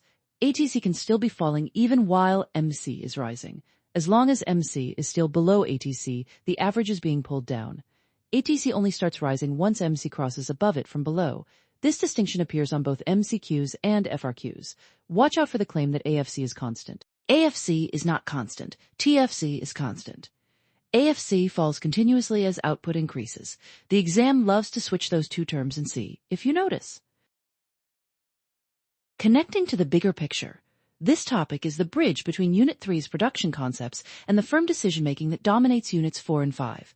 In perfect competition, the profit-maximizing output rule is to produce where MC equals the market price, and to find that point, you need to understand the MC curve precisely. In Unit 4, you'll also use the relationship between ATC and price to determine whether a firm is earning economic profit, breaking even, or suffering a loss. If price is above ATC, the firm profits. If price equals ATC, it breaks even. If price falls below ATC but above AVC, the firm continues producing in the short run but exits in the long run. Every single one of those comparisons depends on you being able to read and draw the cost curves accurately. For FRQ scoring, remember the College Board expects you to label curves correctly, show the minimum of ATC, and draw MC passing through that minimum. A graph with unlabeled curves or a MC curve that doesn't intersect ATC at its minimum will cost you points. Precision matters here. With our cost curves firmly in hand, we're now perfectly positioned to put them to work. Next, we'll step into the world of perfect competition and see exactly how a firm uses these curves to decide how much to produce and whether to stay in business at all. 3.1 True relationship between marginal cost and average total cost. The most important graph rule you'll ever learn. Let's talk about something that trips up thousands of students every single AP exam, the relationship between marginal cost and average total cost. Once you really get this, you'll have unlocked one of the most powerful analytical tools in all of microeconomics. So grab your coffee because we're going to work through this carefully. Here's the analogy I want you to hold on to. Imagine your grade in this class. Say you've taken 5 quizzes and your average is an 80. Now you take a 6th quiz. If you score a 90, higher than your current average, your average goes up. If you score a 70, lower than your current average, your average goes down. And if you score exactly an 80, your average stays perfectly flat. That is the entire mathematical logic behind the MC-ATC relationship, and it applies universally. The marginal is always pulling the average toward it. The core rule, memorize this cold. Here's the rule stated precisely, exactly as College Board expects you to know it. When marginal cost is below average total cost is falling. When marginal cost is above average total cost is rising. When marginal cost equals average total cost is at its minimum. That intersection point where MC crosses ATC from below is the minimum of the ATC curve. This is not a coincidence or a quirk. It is a mathematical necessity. And the AP exam tests it constantly. Notice that I said MC crosses ATC from below. This is important. The MC curve is U-shaped. It falls initially due to increasing marginal returns, then rises due to diminishing marginal returns. The ATC curve is also U-shaped, but it reaches its minimum later than MC does. So on your graph, the MC curve dips down and comes back up, and it cuts through the bottom of the ATC curve like a needle through the lowest point of a bowl. They intersect once at ATC's minimum, and after that MC is always above ATC on the upward sloping portion. Drawing the graph, step by step. When an FRQ or MCQ asks you to draw or interpret this graph, here's exactly what to include. Draw a set of axes with cost on the vertical axis and quantity on the horizontal axis. Draw the AVC curve first. It's also U-shaped and sits entirely below ATC. Then draw the ATC curve above it, also U-shaped but wider and more gradual in its curvature. The gap between ATC and AVC represents average fixed cost, and that gap narrows as quantity increases because fixed costs are being spread over more and more units. Finally, draw the MC curve, the steepest and sharpest U-shape of the three. It must pass through the minimum point of both the AVC curve and the ATC curve in that order. MC hits its minimum first, then intersects AVC at AVC's minimum, and then intersects ATC at ATC's minimum, all from below. If your MC curve crosses ATC anywhere other than the very bottom of the ATC curve, your graph is wrong, and you'll lose points. The AFC connection. Here's a nuance the AP exam loves. Average fixed cost, or AFC, is simply fixed cost divided by quantity. AFC equals TFC divided by Q. Because fixed costs never change as quantity rises, AFC continuously falls and approaches zero asymptotically. It never actually reaches zero, but it gets smaller and smaller. This is why ATC and AVC get closer together as output increases. The AFC wedge between them is shrinking. On your graph, you don't always have to draw AFC as its own curve, but you should know that the vertical distance between ATC and AVC at any quantity equals AFC at that quantity. That's a direct test question waiting to happen. The key formula connections here are ATC equals AFC plus AVC, and equivalently, AFC equals ATC minus AVC. You should also be comfortable with ATC equals TC divided by Q and MC equals delta TC divided Q. When a free response question gives you a table of total costs at different output levels, you'll need to calculate MC by finding the change in total cost between consecutive output levels, and then calculate ATC by dividing total cost by quantity. Always calculate MC before ATC when building a cost table. It makes spotting the minimum much easier. Common MCQ traps. Don't fall for these. The single most common trap is confusing where MC is minimized versus where it crosses ATC. MC is minimized at a lower quantity than where it crosses ATC. A question might say, at this output level, marginal cost equals average total cost. That tells you ATC is at its minimum. But if the question says marginal cost is at its lowest point, ATC is still falling at that moment. Those are two completely different situations. Confuse them, and you'll reliably pick wrong answers. Another trap involves the phrase, ATC is minimized when MC equals ATC. Some students flip this and say, MC is minimized when MC equals ATC. That's false. MC has its own separate minimum that occurs earlier.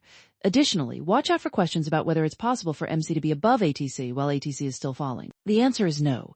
If MC is above ATC, ATC must be rising, full stop. The direction of ATC is entirely determined by its relationship to MC. Connections to the rest of the course. This topic doesn't live in isolation. It connects everywhere. In Unit 3, when you analyze perfect competition, the firm's short-run supply curve is literally the MC curve above the minimum of AVC. Knowing where AVC is minimized tells you the firm's shutdown point. The minimum of ATC defines the firm's break-even point, where economic profit equals zero in the long run. In Unit 4, when you study monopoly and monopolistic competition, you're still plotting MC and ATC to find profit. You calculate profit per unit as price minus ATC, and total profit as that difference multiplied by quantity. Every profit and loss diagram you'll ever draw in this course depends on understanding exactly where ATC sits relative to price, which requires knowing the shape and position of these curves precisely. In long-run analysis, the concept of minimum efficient scale, the lowest output level where a firm achieves the minimum ATC, ties directly back to the minimum of the ATC curve you've been practicing.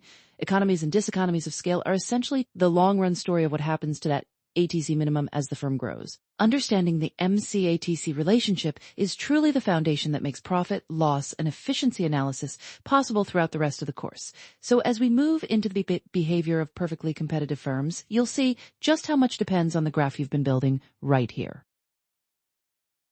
3.13 Economies and diseconomies of scale, long-run average total cost. The long run is a different world.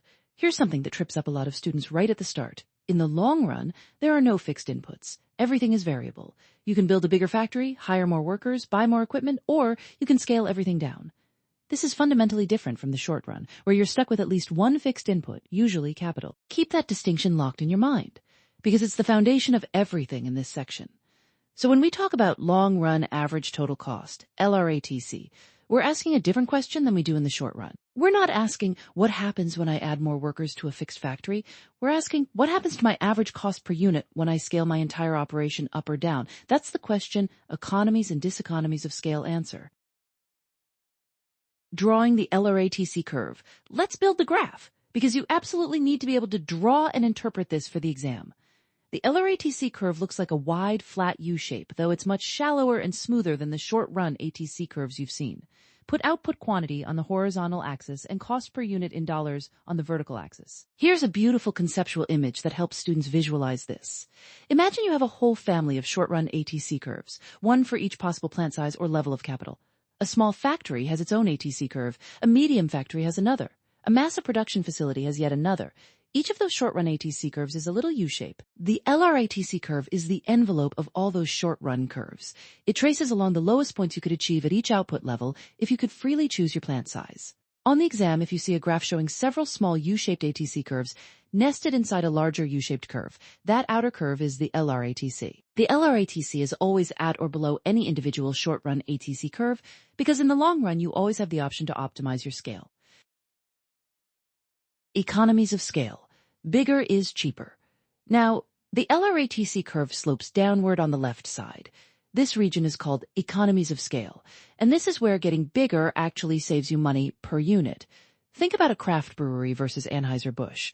The small craft brewery has to spread the cost of its equipment, its building, and its specialized staff across relatively few cases of beer. But Anheuser-Busch produces millions of barrels and can spread those enormous fixed costs, plus get bulk discounts on ingredients, afford highly specialized workers and machinery, and streamline logistics across a staggering number of units.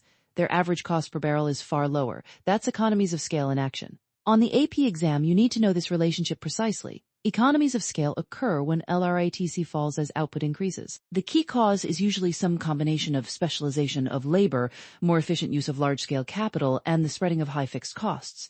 When you see LRATC declining, say confidently, this firm is experiencing economies of scale. Diseconomies of scale. When bigger becomes a burden. On the right side of the LRATC curve, average costs start rising again as output increases. This is diseconomies of scale, and it happens because managing a truly enormous operation gets complicated and expensive. Think about communication failures in a huge bureaucracy, coordination problems across hundreds of departments, or the difficulty of managing tens of thousands of employees spread across multiple continents. General Motors at various points in its history is a classic example. The company became so large and complex that inefficiencies crept in everywhere, raising per unit costs on the exam. Diseconomies of scale occur when LRATC rises as output increases. Constant returns to scale, the flat bottom. Between the downward sloping and upward sloping regions is the flat bottom of the U, the region of constant returns to scale here. LRATC neither falls nor rises as output increases. Doubling your inputs roughly doubles your output, and average cost stays flat. This is the sweet spot, and for some industries, this flat region is quite wide. The output level at the very bottom of the LRATC curve, or the beginning of that flat region, is called the minimum efficient scale, MES. This is the smallest output level at which a firm can minimize its long-run average costs. The MES is a concept you should know by name for the exam, and it has important implications for market structure. Industries with a very low MES relative to total market demand can support many competing firms, think restaurants, while industries where MES is huge relative to market demand tend toward natural monopoly, think utilities. That connection to Unit 4 market structures is fair game on the AP exam. The most common exam traps. A few wrong answer traps show up constantly, so let's diffuse them now. First, students often confuse economies of scale with returns to scale from production theory. They're related but not identical. Returns to scale describe what happens to output when you proportionally increase all inputs, while economies of scale describe what happens to average cost. College Board uses these terms carefully, so you should too.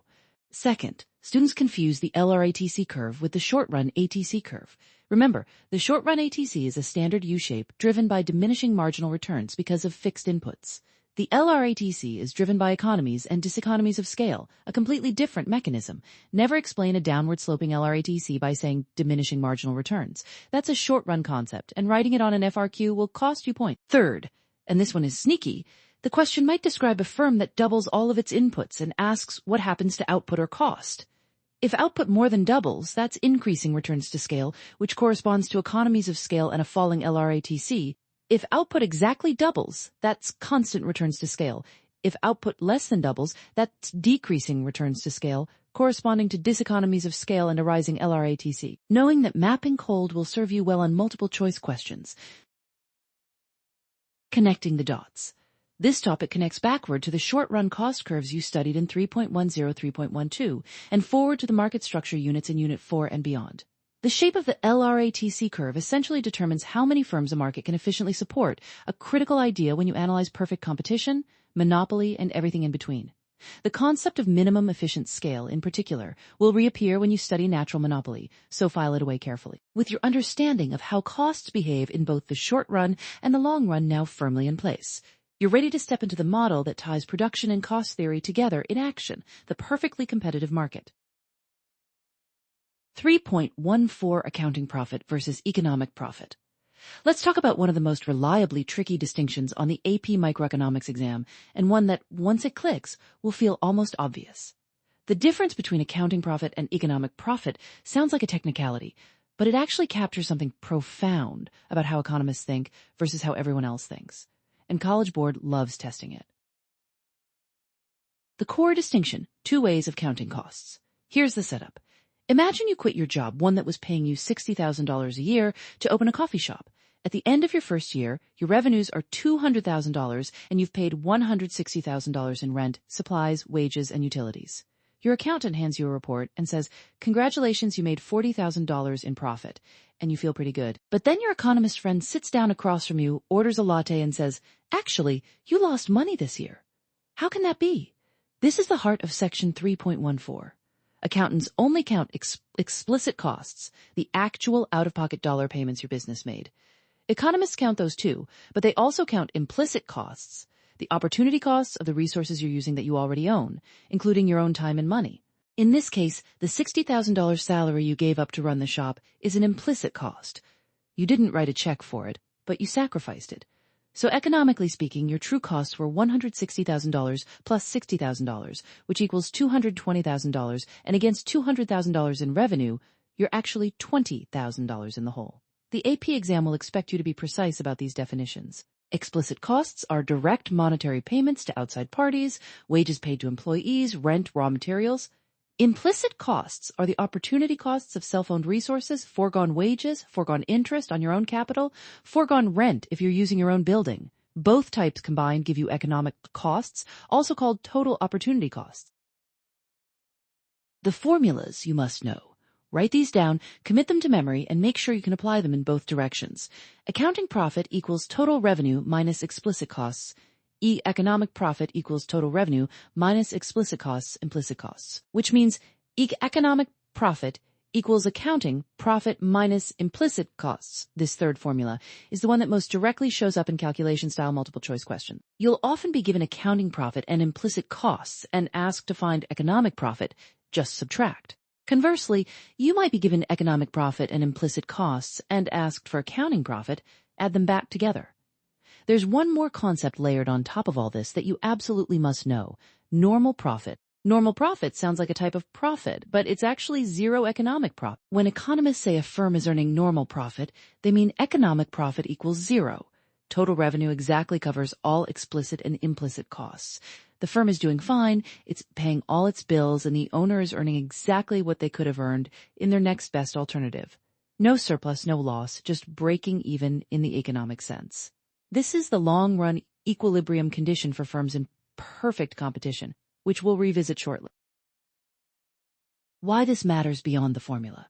Here's the deeper intuition. Economists define profit the way they do because they're always asking, is this the best use of these resources? If your coffee shop earns $40,000 in accounting profit, but you gave up a $60,000 salary to run it, you're actually allocating your labor less efficiently than if you'd stayed in your old job. Economic profit tells you whether you're beating your next best alternative, not just whether revenue beats cash expenses. It's a measure of whether society's resources are being deployed in their highest valued use. This framework becomes crucial when you get to the perfect competition model in Unit 3. In the long run, free entry and exit drive economic profit to zero, to that normal profit condition. If firms are earning positive economic profit, new competitors enter the market, driving price down. If firms are suffering economic losses, negative economic profit, firms exit, driving price up. The market reaches long-run equilibrium precisely when economic profit equals zero. Notice that accounting profit can still be positive when this happens. The owner is still earning money, they're just not earning more than they could elsewhere. Graph connection. There isn't a dedicated graph for accounting versus economic profit itself, but you'll interpret this concept inside cost-revenue diagrams throughout Unit 3. When you draw a perfectly competitive firm's cost curves and a horizontal demand price line, the area between price and average total cost at the profit-maximizing quantity represents economic profit or loss per unit. If that rectangle has positive area, economic profit is positive. If price equals minimum average total cost, economic profit is zero, normal profit. This visual check is something you'll use in dozens of AP exam questions, so recognizing the zero economic profit condition graphically is essential.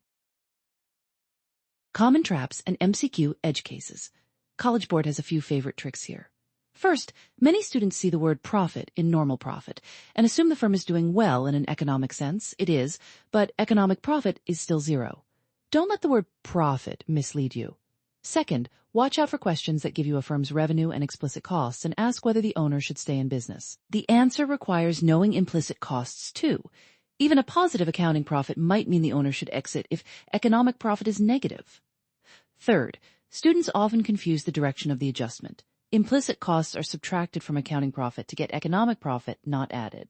And finally, never add implicit costs into explicit costs to get total costs as a middle step and then forget what you built.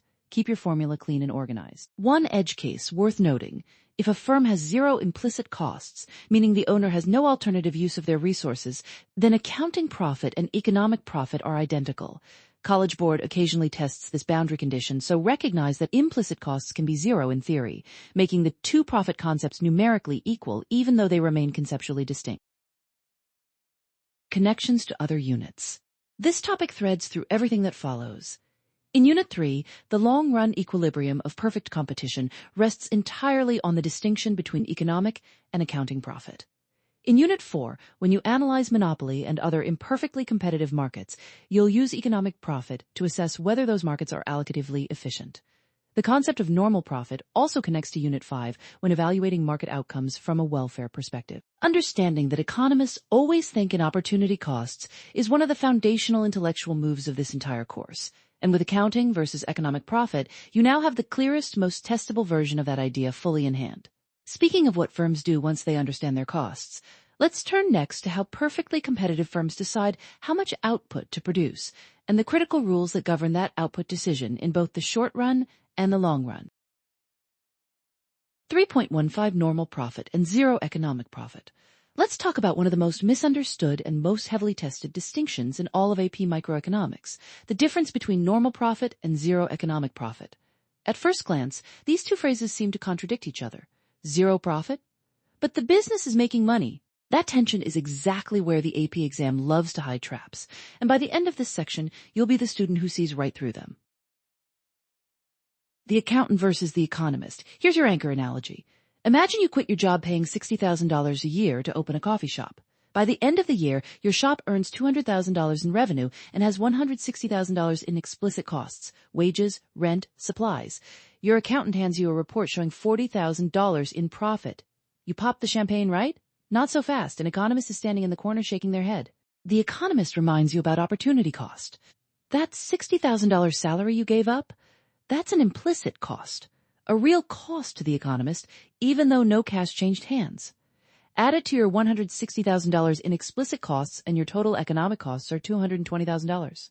Subtract that from $200,000 in revenue and your economic profit is actually negative $20,000. You would have been better off staying at your old job. This is the foundation of everything in this section. Economists always include both explicit and implicit costs when calculating profit.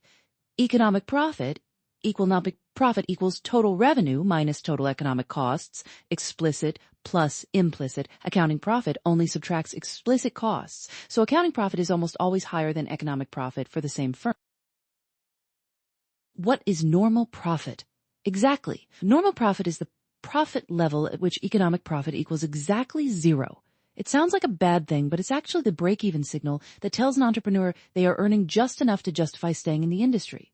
their revenue is covering all explicit costs and all opportunity costs, including the implicit return they could have earned elsewhere with their time and capital. A firm earning normal profit has no reason to leave the industry, but also no special incentive attracting new competitors to rush in.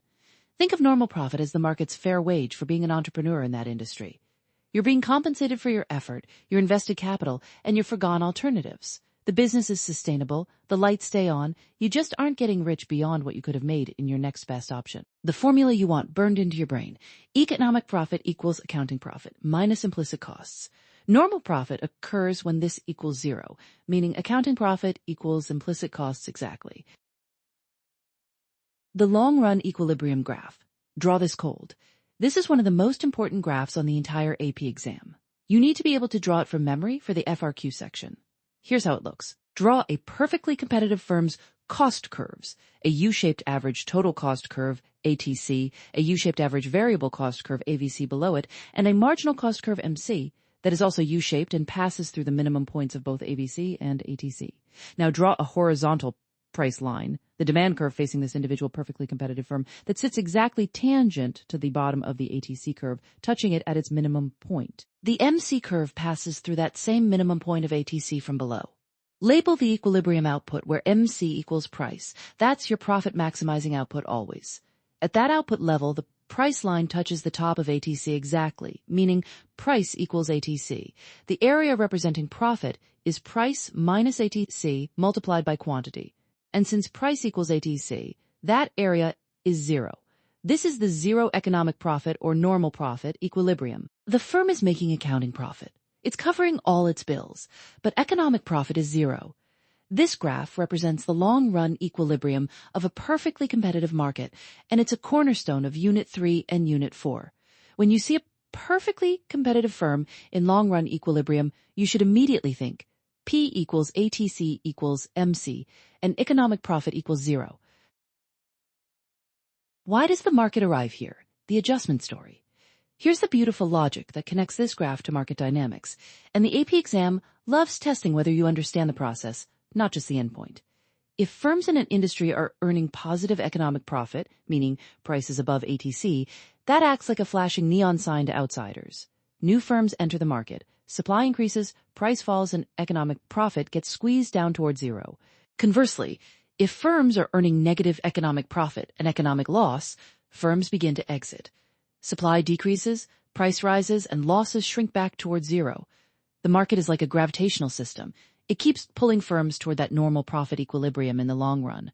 This is the entry and exit mechanism of perfect competition, covered more deeply in Section 3.16 and Unit 4, and its critical context for why normal profit matters. Normal profit is not a floor or a ceiling. It's the attractor, the stable resting point.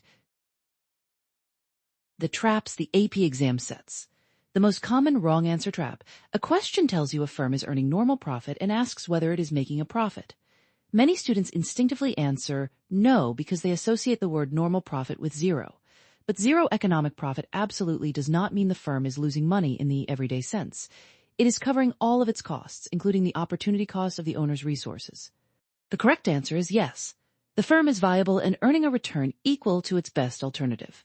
A second trap involves comparing accounting profit to economic profit on a calculation question. If the AP exam gives you total revenue, explicit costs, and an implicit cost like foregone salary or foregone interest on invested capital, you must subtract all of them to find economic profit. Students who only subtract explicit costs will calculate accounting profit by mistake and choose the wrong answer. A third trap appears in graphs. Students sometimes draw the long-run equilibrium with the price line cutting through the ATC curve rather than being tangent to its minimum. If price is above the minimum of ATC, the firm is still earning positive economic profit. That's not long-run equilibrium yet. Connections across the course. This concept threads through Units 3, 4, and even Unit 5. In monopolistic competition, Unit 5, you'll see the same zero economic profit outcome in the long run, but with one key difference. The tangency occurs on the downward sloping portion of ATC rather than at its minimum, meaning monopolistically competitive firms have excess capacity. The underlying logic of normal profit is identical, but the graph looks different, and the AP exam will test whether you can spot that distinction. Understanding normal profit also sets you up perfectly for analyzing why a monopoly can sustain positive economic profit in the long run, because barriers to entry prevent the competitive adjustment process from working its magic. With normal profit and zero economic profit firmly in your toolkit, you're ready to take the next logical step, understanding how and why firms enter and exit markets in response to profit signals, which is exactly what drives the long-run adjustment process we've been previewing throughout this section. 3.16 MR equals MC profit maximization rule. The core idea, why firms stop where they do. Imagine you're running a lemonade stand, and every cup you sell brings in a little more money, but making each additional cup also costs a little more in lemons, sugar, and your time. At some point, you hit a sweet spot where making one more cup is barely worth it. Go one cup beyond that, and you're actually losing ground. That moment, that precise tipping point, is exactly what the MR equals MC rule captures, and it is arguably the single most important decision rule in all of microeconomics. Master this, and you've unlocked the logic behind nearly every firm behavior question on the AP exam. Here's the formal statement. A profit-maximizing firm should produce the quantity at which marginal revenue equals marginal cost, MR equals MC. Marginal revenue is the additional revenue a firm earns from selling one more unit of output. Marginal cost is the additional cost of producing one more unit. The logic is beautifully intuitive. If selling one more unit brings in more revenue than it costs to produce, you should make it. If it costs more than it brings in, you shouldn't. You keep producing right up to the point where those two values meet. The graph you must be able to draw.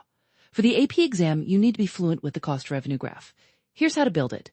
Draw your axes with price-cost on the vertical axis and quantity on the horizontal axis. In a perfectly competitive market, the focus of Unit 3, the firm's demand curve is a horizontal line at the market price. And that same horizontal line is both the firm's demand curve and its marginal revenue curve. Label it D equals MR equals P. This is a critical detail because perfectly competitive firms are price takers. Every unit they sell brings in the same price. So MR is constant and equal to price. Now add a U-shaped marginal cost curve that dips down and then rises back up, reflecting diminishing marginal returns, which you studied earlier in this unit. Where the MR line intersects the rising portion of the MC curve, that's your profit maximizing quantity. Drop a vertical dashed line straight down to the horizontal axis and label that point Q. This intersection is the answer to almost every how much should this firm produce question you'll face. Next, to show profit or loss, you need the average total cost curve, also U-shaped, sitting below the MC curve because MC pulls ATC up when MC is above it. At Q, draw a horizontal dashed line from Q up to the ATC curve and mark that point. The vertical distance between the price P and ATC at that quantity represents profit per unit. The shaded rectangle between P and ATC, spanning from 0 to Q DOPS, represents total economic profit. If price is above ATC at Q DOP, the firm earns profit. If price equals ATC, the firm earns zero economic profit, which is actually a healthy, normal situation called the break-even point. If price falls below ATC, the shaded rectangle represents a loss. Decision rules and edge cases. Here's where students often stumble. The MR equals MC rule tells you how much to produce, but you also need to know whether to produce at all. That's where the shutdown rule comes in, and it connects directly to this topic. A firm should continue operating in the short run as long as price exceeds average variable cost, P greater than or equal to AVC. Why? Because if you can at least cover your variable costs, you're better off producing than shutting down and eating your fixed costs entirely. But if P falls below AVC, shut it down. You're losing more by staying open than by closing. On the graph, the AVC curve, another U-shape, sitting below ATC, represents this threshold. The point where P equals AVC is called the shutdown point. One of the most common MCQ traps is confusing the profit-maximizing quantity with the zero-profit quantity. A firm can be maximizing profit while still losing money. It's just minimizing its losses. The MR equals MC rule is about optimization, not guaranteed success. The College Board loves to test this distinction. Another trap, students sometimes think a firm should produce where MR equals MC on the falling portion of the MC curve. Don't do it. The correct answer always uses the intersection on the rising portion of MC. On the falling side, producing more would still add more to revenue than to cost, so you haven't reached the true profit maximizing point yet. Always use the upward sloping segment. Formulas to know cold. Total profit equals total revenue minus total cost. PH equals TR minus TC. You can also calculate it per unit. Pi equals P minus ATC times Q of total revenue is simply price times quantity. TR equals P times Q of total. And remember, in perfect competition, 2MR equals P always. These formulas appear both in calculations on FRQs and in the reasoning behind MCQ answer choices. When a free response question asks you to calculate profit, use P minus ATC times Q. It's faster and cleaner than subtracting total cost from total revenue when you're reading values off a graph. Connections to other topics. This rule doesn't live in isolation. It directly builds on Unit 3's earlier section on marginal cost and marginal product. Understanding why MC curves slope upward, diminishing marginal returns, makes the profit maximizing intersection meaningful rather than arbitrary. Looking ahead, when you reach Unit 4 on imperfect competition, you'll apply this same MR equals MC rule to monopolies and oligopolies, but with a crucial twist. Their MR curves will slope downward rather than being horizontal because they have market power. The mechanical rule stays identical. Always produce where MR equals MC, but the graph looks different. Students who truly internalize the logic of MR equals MC here will find Unit 4 far less intimidating. This rule even resurfaces in Unit 5's factor markets, where firms hire labor up to the point where the marginal revenue product equals the marginal resource cost. The same balancing logic applied to inputs rather than outputs. FRQ scoring tip. On free response questions, the College Board rubric typically awards a point for correctly identifying QRQ as the MR equals MC quantity, a separate point for correctly labeling it on the graph, and another for accurately showing the profit or loss rectangle with the right shading. Don't just circle the intersection and move on. Draw the dashed lines, label the quantity, identify the ATC at that quantity, and shade the rectangle. Graders reward precision. With the profit maximization rule firmly in your toolkit, you're ready to explore what happens to perfectly competitive firms and the market as a whole when those profits or losses persist over time, and that takes us straight into the dynamics of long-run equilibrium. 3.17 shutdown rule, short run, and exit decision, long run. Here's a scenario that captures everything about this topic. Imagine you own a small lemonade stand. It's a cold January day, almost nobody is buying, and you're losing money with every cup you sell. Should you close up shop today or push through the afternoon? Now ask yourself a harder question. Should you even bother coming back next spring? These two questions, close today or close forever, are exactly what the shutdown rule and the exit decision are all about. And the answers, it turns out, depend on completely different logic. The core distinction, short run versus long run. Before anything else, you need to internalize one foundational idea. In the short run, some costs are fixed and unavoidable. In the long run, all costs are variable. This distinction drives everything in this section. In the short run, even if you produce 0 units, you still owe your fixed costs. The rent on your lemonade stand, the lease on your blender. You can't escape them. So the question in the short run isn't, am I profitable? It's, can I at least cover the costs that change when I produce? Those are your variable costs.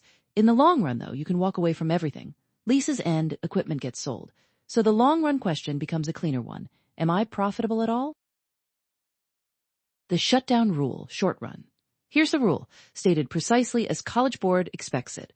A firm should shut down in the short run if its total revenue is less than its total variable cost, or equivalently, if price is less than average variable cost P, AVC conversely. It should continue operating if P greater than or equal to AVC. Think about why this makes intuitive sense. Suppose your fixed costs are $50 per day no matter what. You can't avoid that. If you produce and sell lemonade, you earn some revenue and you incur variable costs like lemons, sugar, and cups. If your revenue at least covers those variable costs, then you're contributing something toward that fixed cost you owe anyway.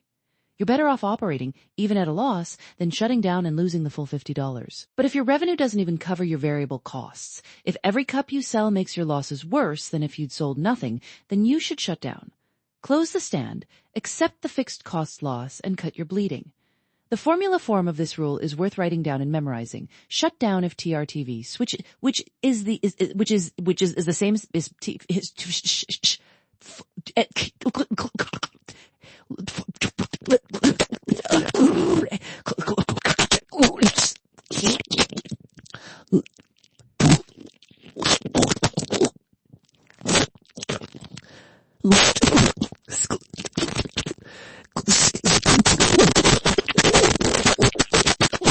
On the graph, and you absolutely must be able to draw this picture, a standard perfect competition diagram with the firm's ATC curve, AVC curve, and MC curve, drawn in their characteristic U-shapes, with the AVC sitting below the ATC because ATC includes the average fixed cost layer on top. The marginal cost curve runs upward and intersects both the AVC and ATC at their minimums. A horizontal price line cuts through this picture. If that price line falls below the minimum of the AVC curve, the firm shuts down. The minimum of AVC is literally called the shutdown point. If price is anywhere between the minimum of AVC and the minimum of ATC, the firm operates because P is greater than or AAE greater than or ATC.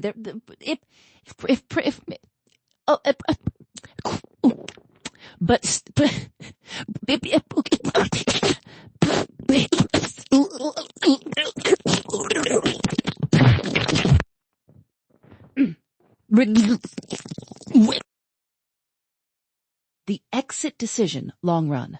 Now zoom out to the long run. Here, all costs are avoidable. There are no fixed costs to worry about. Everything is on the table. So the rule simplifies beautifully. A firm should exit the industry in the long run if total revenue is less than total cost. Or equivalently, if price is less than average total cost PAT ATC, if P greater than or equal ATC, the firm earns at least normal profit and has no reason to exit. The exit point on your graph is the minimum of the ATC curve. If price falls below that minimum, the firm will eventually leave the industry when it has the flexibility to do so, when leases expire, when it can sell off its capital, when all those once fixed costs become variable and escapable. The graph you must be able to draw. On your AP exam, especially in the FRQ, you may be asked to show a firm that is operating but losing money in the short run, or one that should shut down immediately. Here's the setup. Draw your U-shaped AVC and ATC curves with ATC sitting above AVC by the vertical distance equal to AFC, which shrinks as Q rises, which is why the curves converge to the right. Draw MC, cutting through both minimums. Now, draw a price line. If price is between minimum AVC and minimum ATC, shade or label the loss area. That's the rectangle between ATC and the price line out to the profit maximizing quantity, where P equals MC. Label the shutdown point at minimum AVC and the break-even point at minimum ATC. The AP exam loves asking you to identify these points and explain what happens at each one. Common MCQ traps and misconceptions. The single biggest trap is confusing operating at a loss with shutting down. Students see that a firm is losing money and immediately think it should shut down. Wrong. A firm can rationally operate at a loss as long as P greater than or EVC. Losses don't trigger shutdown. PAVC does. Keep those separate in your mind. Another classic trap involves fixed costs. Some students think that if fixed costs rise dramatically, the firm should shut down. But fixed costs are irrelevant to the short-run shutdown decision. They are sunk in the short run. They don't factor into the P versus AVC comparison at all. Fixed costs do matter for the long-run exit decision, since in the long run you can escape them. This distinction is incredibly important. Also watch out for questions that give you numbers and ask whether a firm should shut down. If you see TR equals $800, TVC equals $700, and TFC equals $200, you might be tempted to say the firm is losing $100 and should shut down. But TR greater than TVC, 800 greater than 700, so the firm covers its variable costs and contributes $100 toward fixed costs. It should operate. If it shuts down, it loses the full $200 in fixed costs. Operating, it only loses $100. Always run the TR versus TVC comparison first. Connections to other topics. This topic weaves deeply into the broader fabric of Unit 3. It connects directly to the profit maximization rule, P equals MC, you've already studied, since a firm only applies that rule if it's first cleared the shutdown hurdle. It also sets the stage for long-run equilibrium and perfect competition. When firms are losing money in the short run, some will eventually exit, which shifts the market supply curve left, raises price, and restores normal profit for the survivors. That dynamic is coming up next, and the exit decision is the engine that drives it. Understanding the shutdown rule also builds toward your study of other market structures in Unit 4. Monopolies and monopolistically competitive firms face analogous decisions, just with downward-sloping demand curves instead of horizontal ones. The underlying P versus AVC and P versus ATC logic remains the same. Speaking of what comes next, once you understand what happens when individual firms choose to enter or exit markets, you're ready to explore the long-run equilibrium of the perfectly competitive industry as a whole. And that's exactly where we're headed. 3.18 short-run supply curve for a competitive firm. The big idea. Where does the supply curve come from? All right, let's talk about one of those genuinely satisfying moments in economics. The moment when a curve you've been using since Unit 1 finally reveals where it actually comes from. You've been drawing supply curves since day 1 of this course, but right now we're going to build one from scratch using everything you've learned about cost. That's right. The short-run supply curve for a competitive firm isn't something economists just invented and handed down from on high. It emerges directly from the firm's cost structure and its profit-maximizing decision rule. Once you see this, the supply curve will never look like just a line on a graph again. Think of it this way. Imagine you run a small food truck selling tacos. Every morning you decide, should I open today? And if so, how many tacos should I make? Those two decisions, whether to produce at all and how much to produce, are exactly what determine your supply curve. Let's work through both. The profit-maximizing rule, MR equals MC. You already know the golden rule for a competitive firm. Produce the quantity where marginal revenue equals marginal cost, or MR equals MC. In a perfectly competitive market, the firm is a price taker, which means the market price is the firm's marginal revenue. So the rule simplifies beautifully to P equals MC. At whatever price the market hands you, you find the output level where your marginal cost equals that price, and that's how much you produce. Now here's the key insight that connects to the supply curve. If the market price rises, you follow the MC curve upward to a higher quantity. If the price falls, you slide back down to a lower quantity. In other words, your quantity supplied at each price is literally read off your marginal cost curve. The MC curve, I as the supply curve, at least the part of it that applies above a certain critical threshold. That threshold is everything on the AP exam. So let's dig in. The shutdown decision. AVC is your line in the sand. Here's where your taco truck analogy gets real. Even if you're losing money, you might still open for business, as long as the revenue you bring in covers your variable costs like ingredients, fuel, and hourly wages. Why? Because your fixed costs, like your truck payment and permits, are gone whether you open or not. So the question isn't, am I profitable? The question is, does my revenue at least cover what it costs me to operate today? This is the shutdown condition. A competitive firm will continue to produce in the short run as long as the price covers its average variable cost. Formally, the firm shuts down when P is less than AVC at the profit-maximizing quantity. The minimum point of the AVC curve is called the shutdown point, and it is the lowest price at which the firm will choose to produce any output at all. If price falls below that minimum AVC, the firm produces zero. The firm is better off losing only its fixed costs than losing its fixed costs, plus a chunk of its variable costs on top. Compare this to the break-even point, which is the minimum of the average total cost curve, or ATC. At the break-even price, the firm earns exactly zero economic profit. Total revenue equals total cost. Above this price, the firm earns positive economic profit. Between the shutdown point and the break-even point, the firm operates at a loss but still produces because it's covering variable costs and at least partially offsetting its fixed cost. This region, between minimum AVC and minimum ATC, is one of the most commonly tested zones on both the MCQ and FRQ sections, so burn it into your memory. Drawing the graph. This one is required. Here's how you draw the short-run supply curve graph, and you absolutely need to be able to do this on an FRQ. Start with a standard cost curve diagram. Draw your horizontal axis as quantity and your vertical axis as price or cost. You'll sketch 3 curves, a U-shaped ATC curve, a U-shaped AVC curve sitting below it, and an MC curve that is also U-shaped but steeper, rising through the minimum points of both AVC and ATC. In that order, AVC minimum first at a lower quantity, then ATC minimum at a higher quantity. This ordering is not accidental. It's a mathematical consequence of how fixed costs spread out. And if you draw MC passing through ATC before AVC, you've made a critical error that will cost you points. Now shade or highlight the portion of the MC curve that lies at or above the minimum of AVC. That highlighted segment is the firm's short-run supply curve. Below the minimum AVC, the supply curve is coincident with the price axis at zero quantity, meaning the firm produces nothing. Label the shutdown point at the minimum of AVC and the break-even point at the minimum of ATC. These two labeled points are scoring rubric staples on the FRQ. Edge cases and MCQ traps. The AP exam loves to test a few specific gotchas here. First, watch out for the distinction between the short run and the long run. In the short run, a firm can operate at a loss. It won't exit immediately. In the long run, firms earning negative economic profit will exit the industry.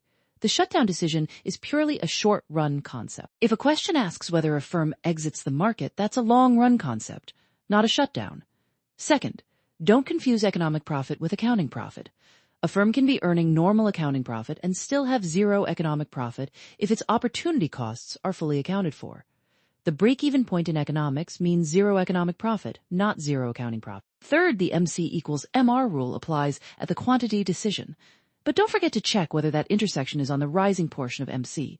If MC is falling at the point where it equals MR, that's actually a profit minimizing quantity, not a maximizing one. The correct profit maximizing output is where MC equals MR and MC is rising. Connections across the course. This topic is the bridge between Unit 3's cost analysis and Unit 4's market structures. When you move to monopoly and monopolistic competition, you'll use the same MR equals MC rule, but the firm will no longer be a price taker. So MR will no longer equal price, and that single difference explains most of the differences in market outcomes. The shutdown and break-even points also resurface in Unit 4 when analyzing long-run equilibrium in monopolistic competition, where economic profits attract entry until firms are back at the break-even point.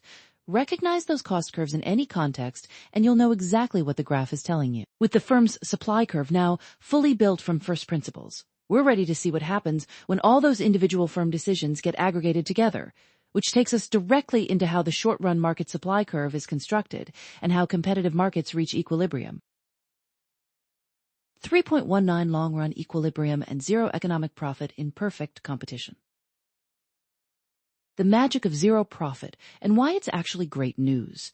Let's start with something that trips up almost every student the first time they hear it. In the long run, a perfectly competitive firm earns zero economic profit. And your first instinct might be, wait, zero profit? That sounds like the firm is failing. But here's the twist. Zero economic profit is actually a sign that everything is working exactly as it should. Think of it like a perfectly tuned engine. It's not sputtering. It's not overheating. It's just running at exactly the right temperature. That's long-run equilibrium in perfect competition. To understand why, you have to remember the distinction between accounting profit and economic profit, a concept from Unit 1 that becomes absolutely critical here. Accounting profit is what you'd see on a financial statement. Revenue minus explicit costs. Economic profit goes deeper. It subtracts both explicit and implicit costs, including the opportunity cost of the owner's time, capital, and resources. So when economists say a firm earns zero economic profit, they mean the firm is earning exactly enough to cover all its costs, including what the owner could have earned in their next best alternative. The firm is still paying everyone, including itself. It's just not earning a bonus on top of that. This is also called earning a normal profit, and that phrase will appear on the AP exam. Normal profit is the minimum return needed to keep resources in their current use. Zero economic profit equals normal profit. Write that on your brain. Why the long run drives firms to zero economic profit. Here's the mechanism, and it's one of the most elegant ideas in all of economics. Imagine a perfectly competitive market, lemonade stands maybe, or wheat farming, where firms are currently earning positive economic profit. What happens? Other entrepreneurs notice? They see the money being made, and because there are no barriers to entry in perfect competition, they pour into the industry. Supply increases, the market supply curve shifts, right? And the market price falls. As price falls, every individual firm's demand curve, which is perfectly elastic, remember, a horizontal line at the market price shifts downward. Firms earn less and less until economic profit reaches zero. Entry stops, equilibrium is restored. Now run the movie in reverse. If firms are earning negative economic profit, that is, taking a loss, some firms exit the industry. Supply decreases, price rises, and the surviving firms see their demand curves drift upward until losses disappear and economic profit returns to zero. Exit stops, equilibrium again. This is the self-correcting engine of perfect competition. Entry eliminates positive profit. Exit eliminates negative profit. The long-run equilibrium always lands at zero economic profit. On the AP exam, you need to be able to describe this entire adjustment process in an FRQ, step by step, using precise language. The graph you must master.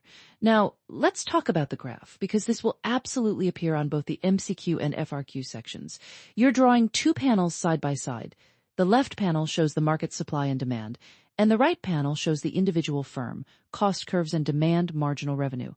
In the market panel, draw a standard downward-sloping demand curve and an upward-sloping supply curve intersecting at the equilibrium price. Label it P and Q. In the firm panel, Draw three curves: the U-shaped average total cost curve ATC, the U-shaped marginal cost curve MC, which passes through the minimum of ATC, and a perfectly horizontal line representing the firm's demand curve and marginal revenue curve simultaneously.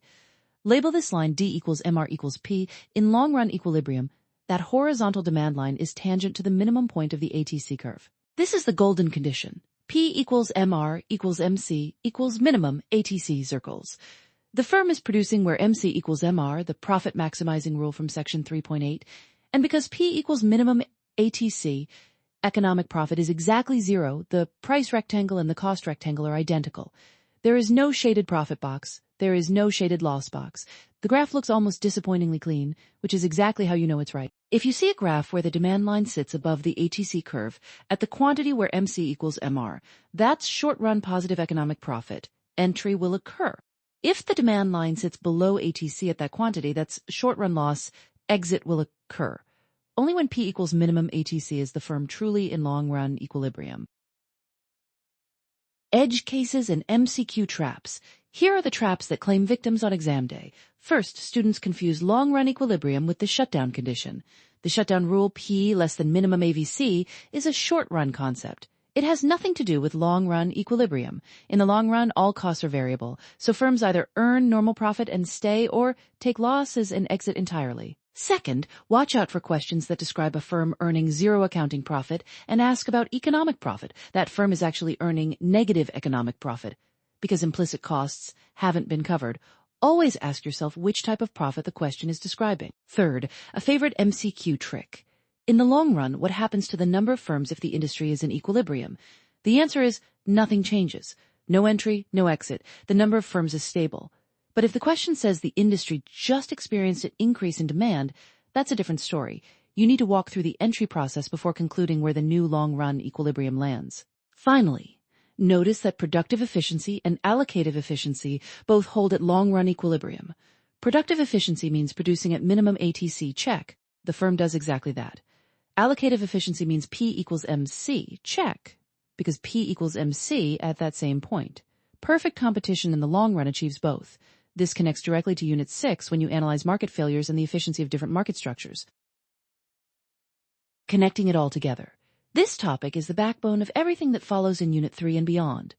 The long-run equilibrium model gives you a benchmark, a picture of how a perfectly efficient market behaves, against which you'll compare monopoly, oligopoly, and monopolistic competition in Unit 4.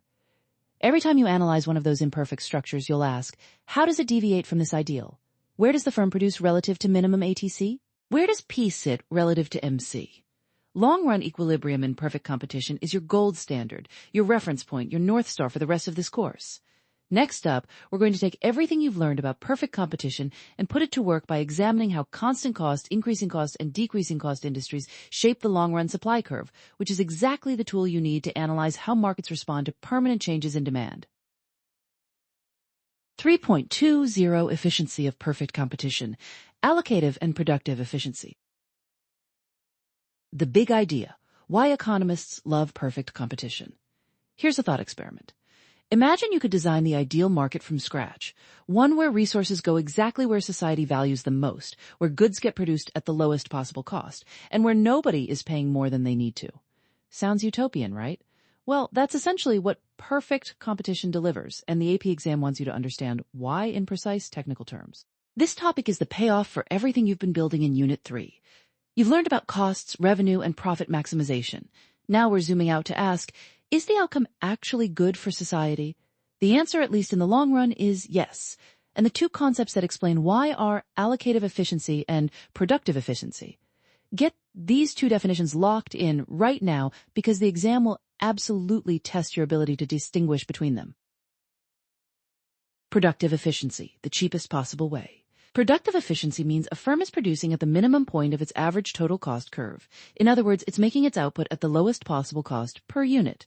Think of it like a pizza shop that has figured out the perfect workflow, the right number of workers, the right oven size, the ideal shift schedule so that every pizza costs as little as possible to make. No waste, no slack, no inefficiency. On your graph, productive efficiency occurs where P equals minimum ATC. In perfect competition, the long-run equilibrium lands the firm right at the bottom of the U-shaped ATC curve. That's not an accident, it's a consequence of the market's mechanics. When firms are earning economic profit, new firms enter, supply increases, price falls. When firms are earning losses, firms exit, supply decreases, price rises. This process continues until price settles exactly at the minimum of ATC, where economic profit equals zero. Nature's own equilibrating force drives the market to productive efficiency. Here's a critical distinction for the exam. Productive efficiency is about cost, not about whether you're producing the right thing. You could be making something nobody wants at the lowest possible cost that's productively efficient, but not allocatively efficient. Don't let the exam trick you into conflating these. Allocative efficiency, making what people value most. Allocative efficiency asks a deeper question. Are we producing the right amount of this good? The quantity that maximizes society's well-being? The answer comes down to one elegant condition, P equals MC. Here's the intuition. The price of a good reflects how much consumers value one more unit of it, their marginal benefit. The marginal cost represents what society gives up to produce that one more unit, the opportunity cost. When P equals MC, the value consumers place on that last unit exactly equals the cost of producing it. You're not overproducing, where MC would exceed the benefit, and you're not underproducing, where the benefit would exceed MC.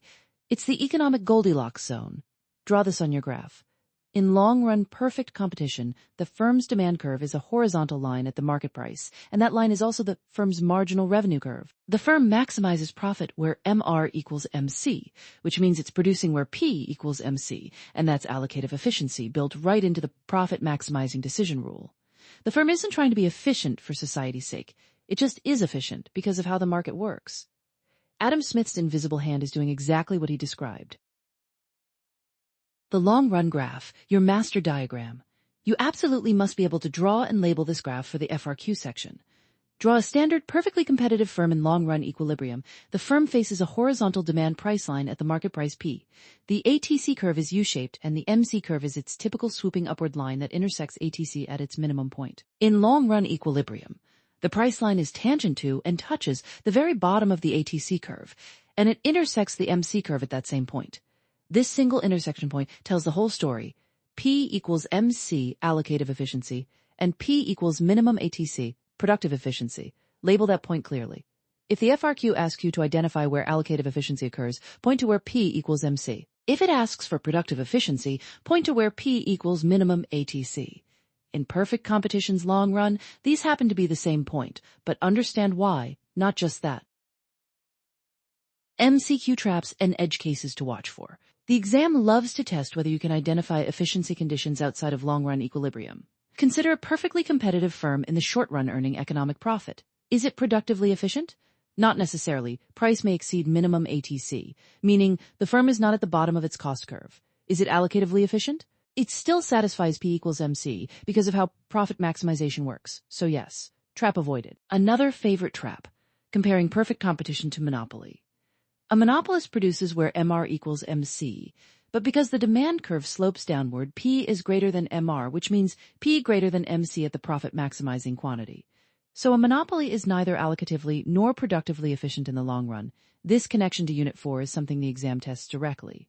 When a free response question asks you to compare market structures using efficiency concepts, you need this contrast ready. Watch out also for questions about consumer and producer surplus.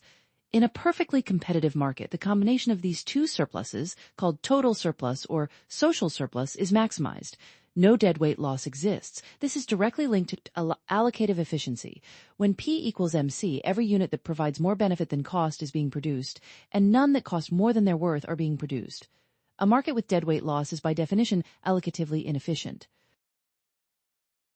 Connections across the course. This topic is a pivot point for the entire course.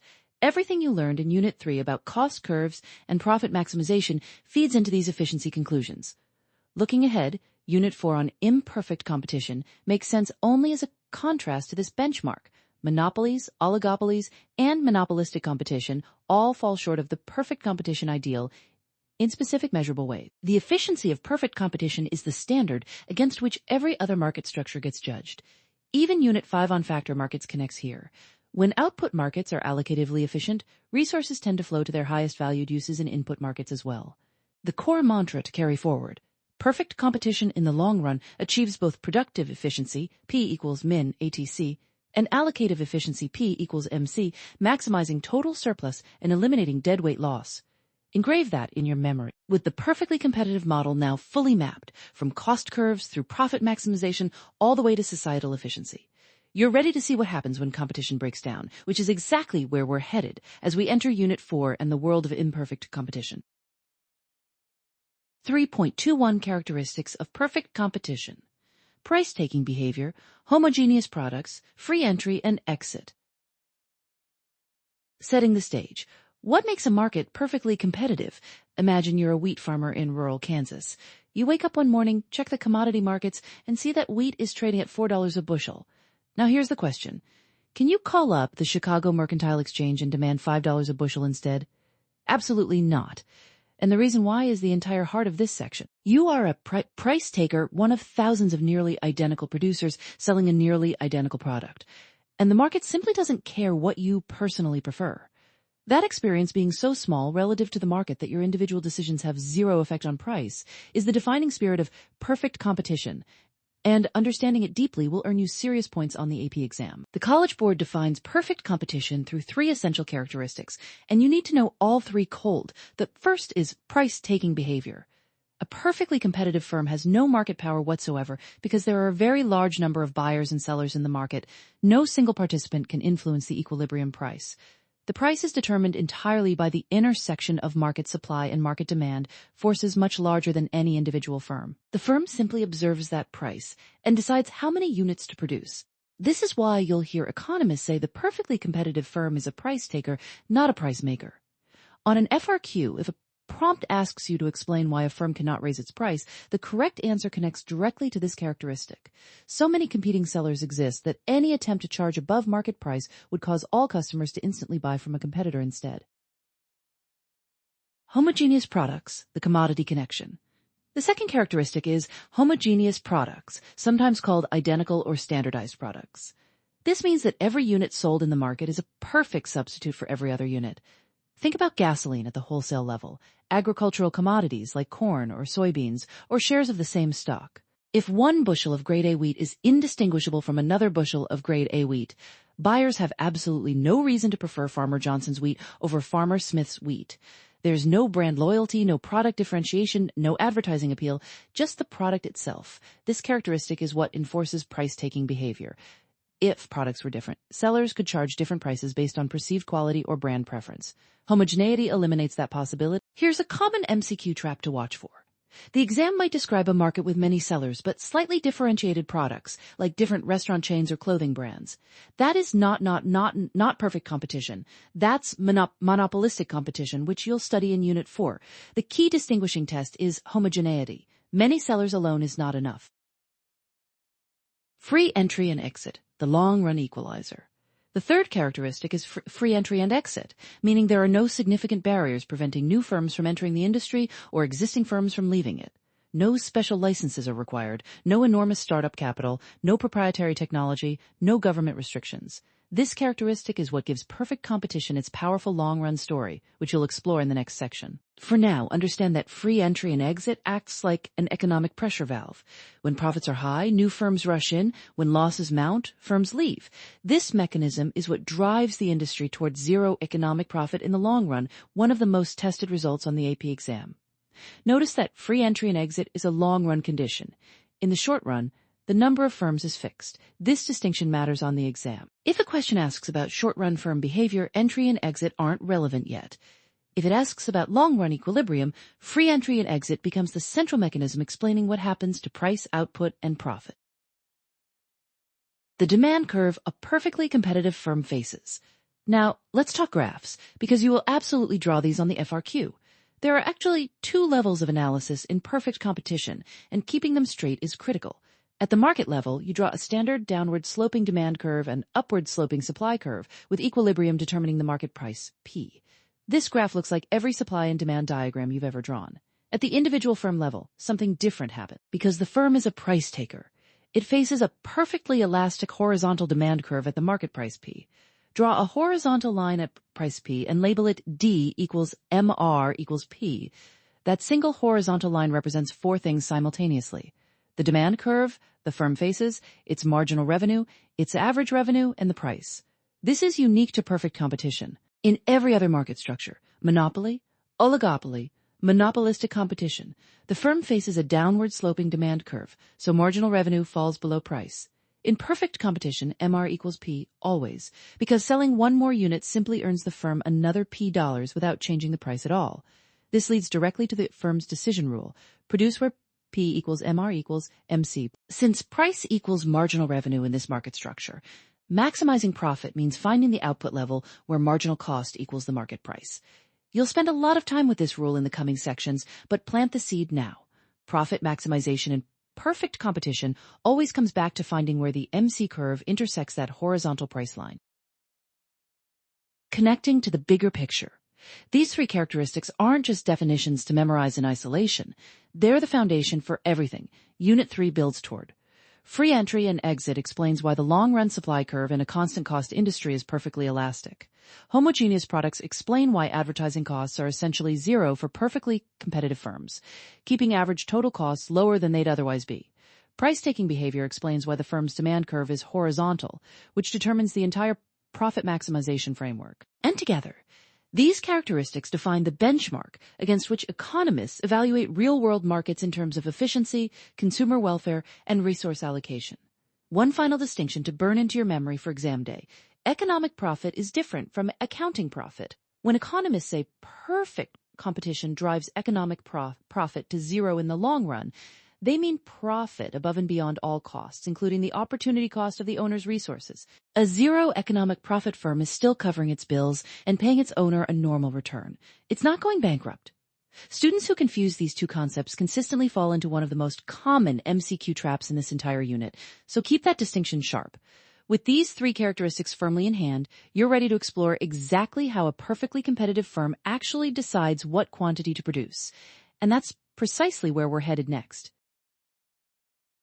3.22 revenue concepts for a competitive firm: total revenue, average revenue, marginal revenue, and the demand curve facing the firm.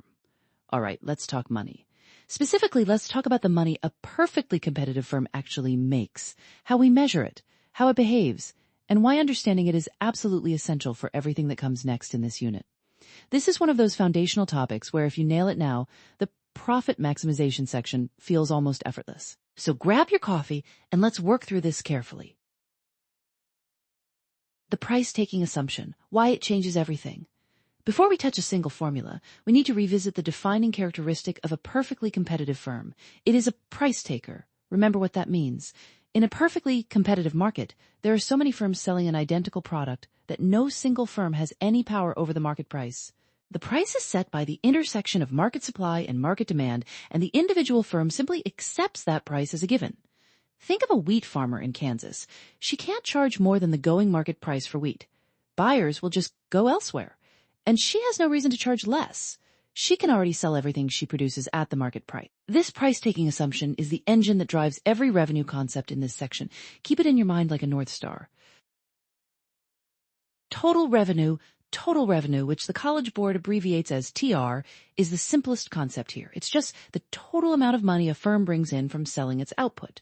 The formula is exactly what you'd expect. TR equals price times quantity, or TR equals P times Q. If our wheat farmer sells 500 bushels at $4 each, her total revenue is $2,000. Clean and simple. Now, here's what makes this interesting for a competitive firm specifically. Because the price never changes. Remember, she's a price taker. Total revenue increases at a constant rate as quantity increases. Every additional bushel she sells adds exactly $4 to total revenue.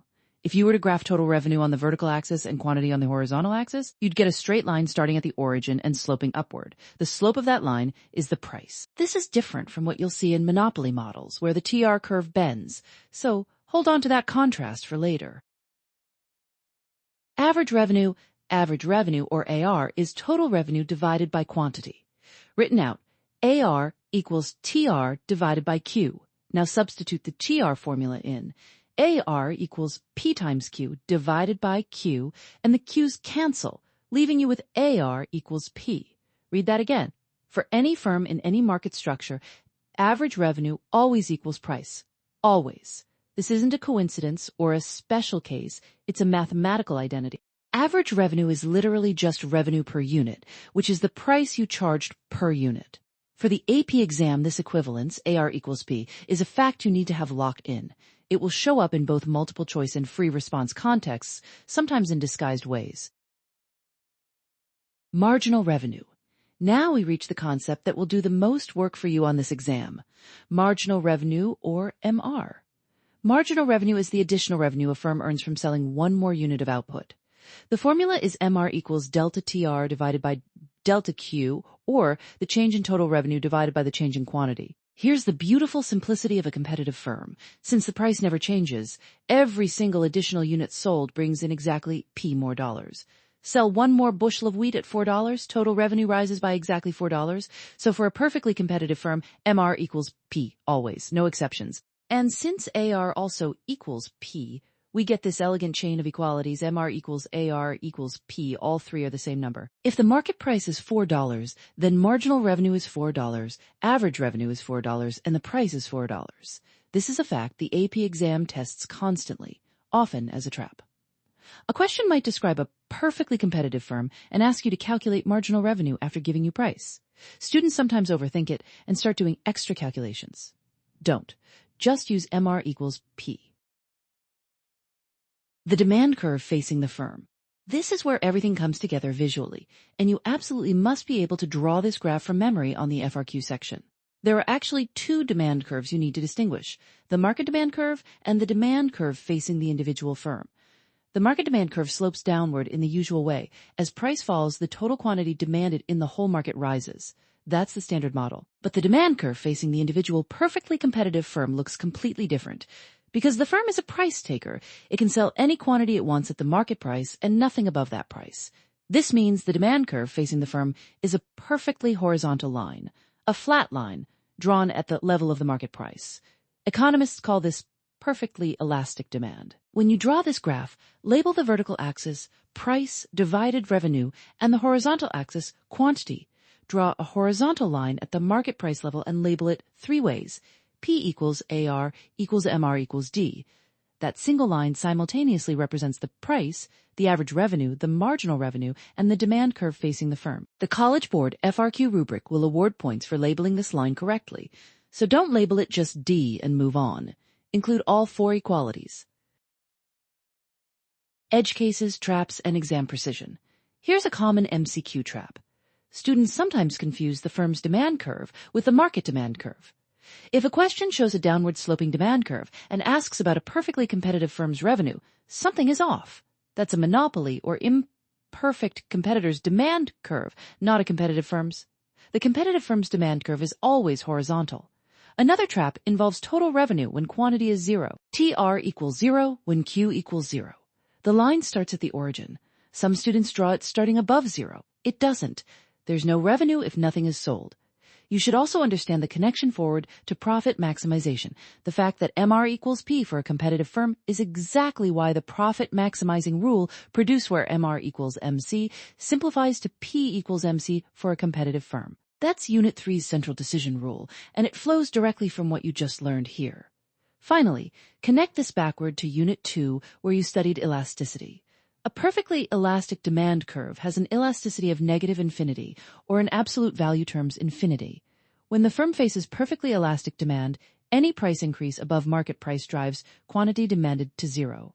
That's the economic logic behind why a competitive firm cannot raise its price. With revenue concepts firmly in hand, you're perfectly positioned to tackle the most important question in the entire competitive firm model.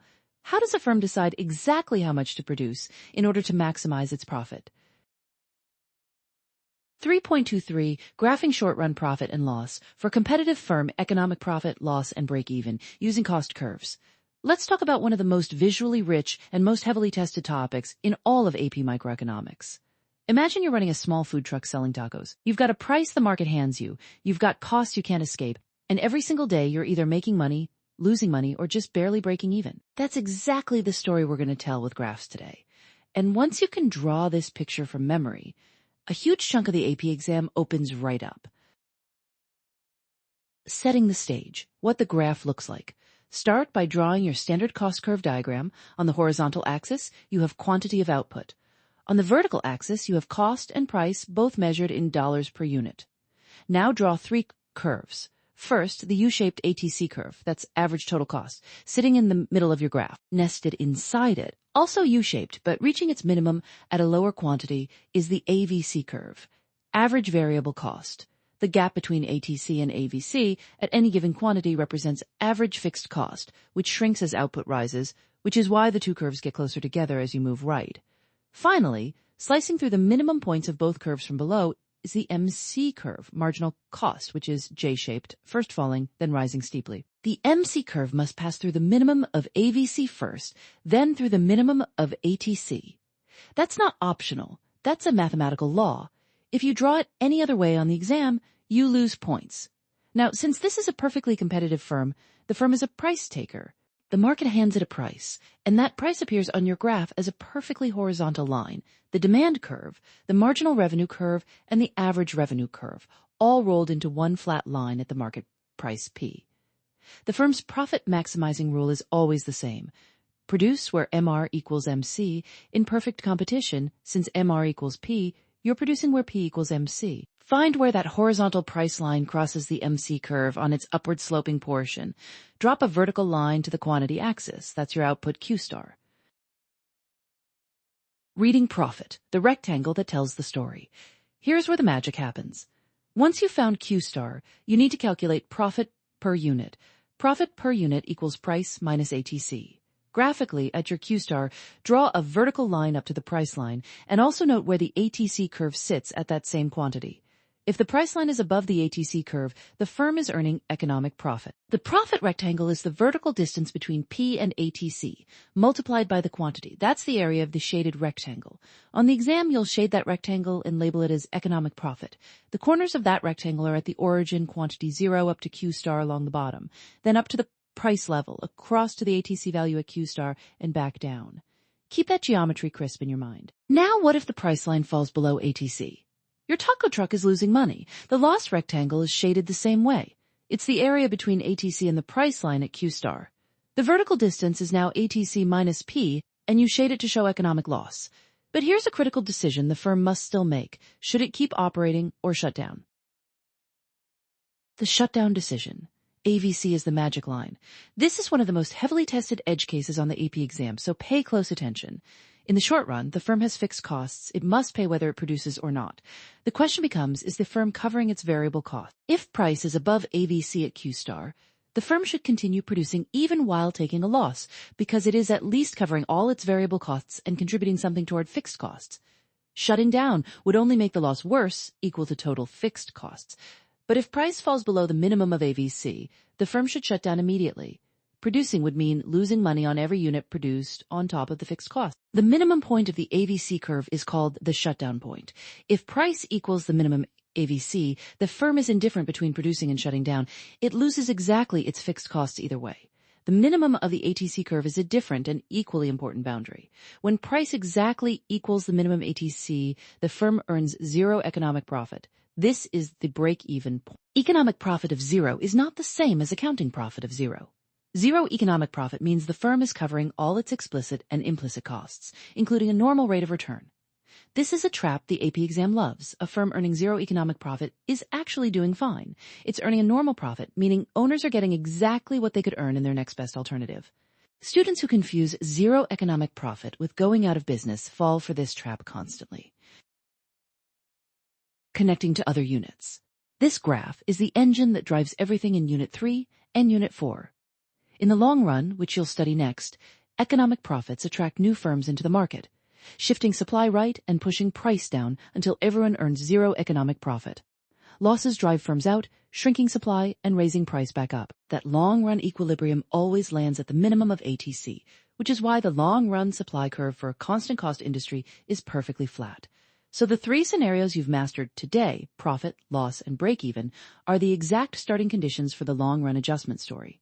When you move into Unit 4 and start comparing perfect competition to monopoly, this graph also serves as your benchmark for efficiency. Perfectly competitive firms produce at minimum ATC in the long run, achieving both productive efficiency and allocative efficiency, where P equals MC.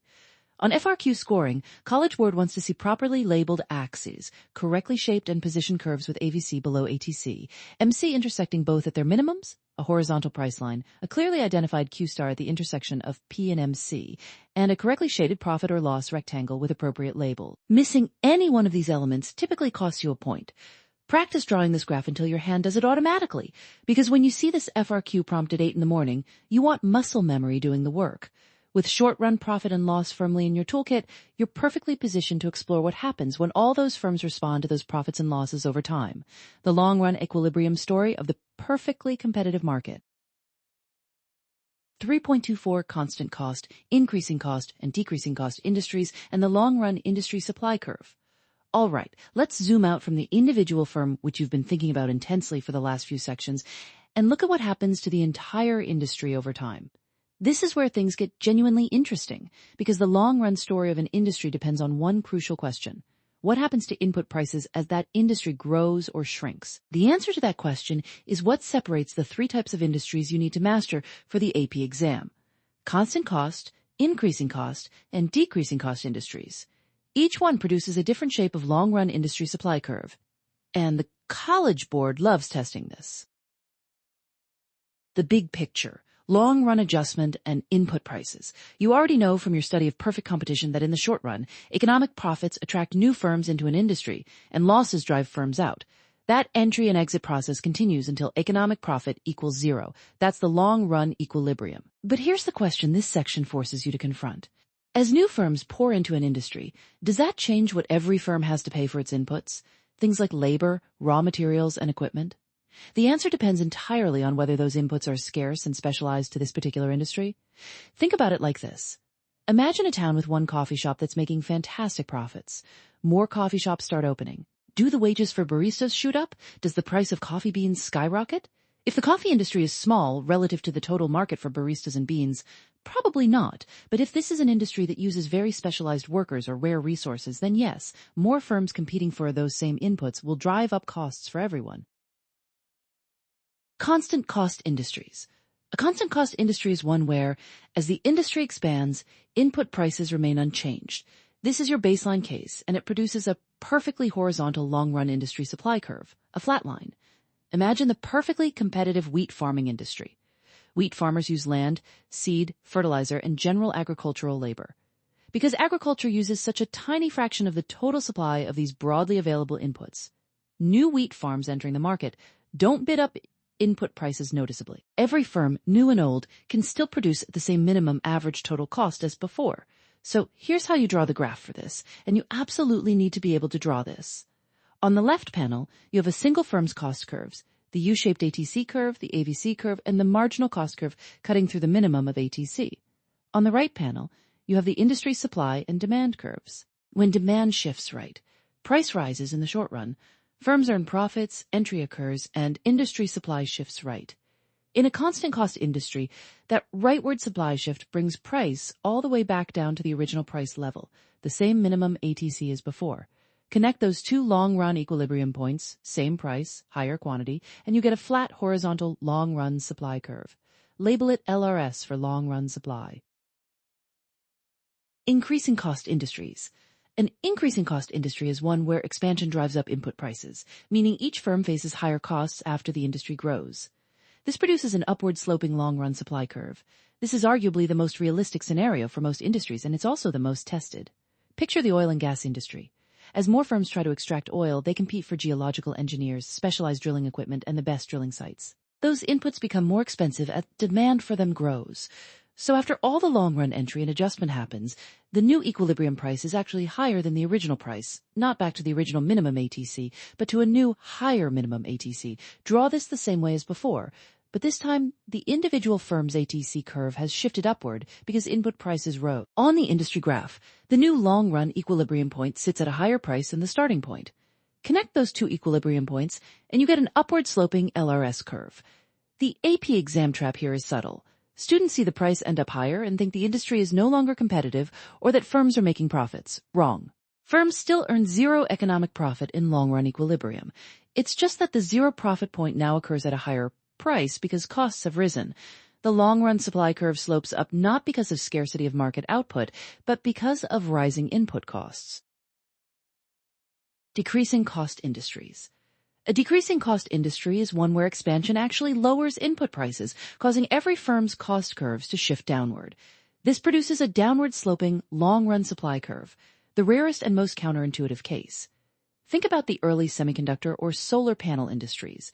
As those industries grew, suppliers of specialized components achieved massive economies of scale themselves, driving down the prices they charged chip and panel manufacturers. The whole industry benefited from lower input costs, simply because it got bigger.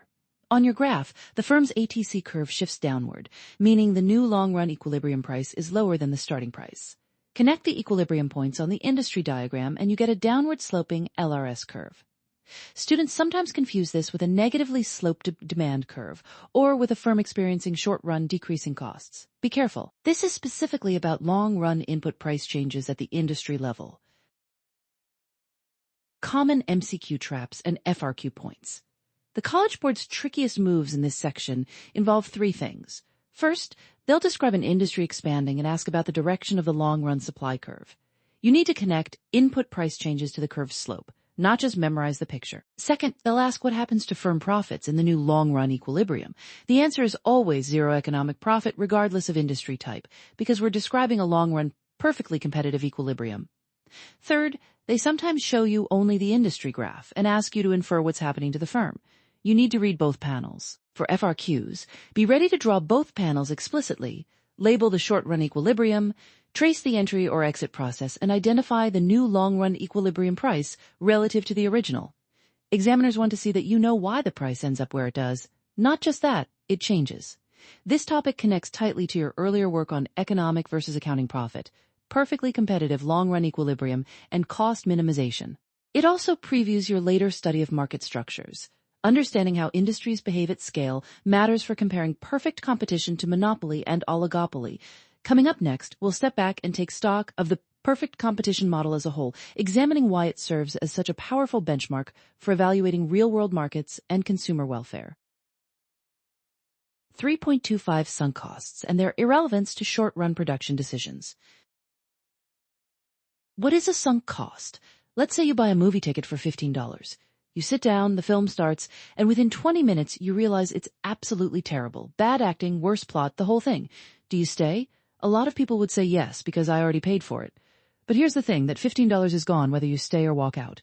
The economists have a name for money like that. It's called a sunk cost. Any cost that has already been incurred and cannot be recovered, regardless of any future decision you make.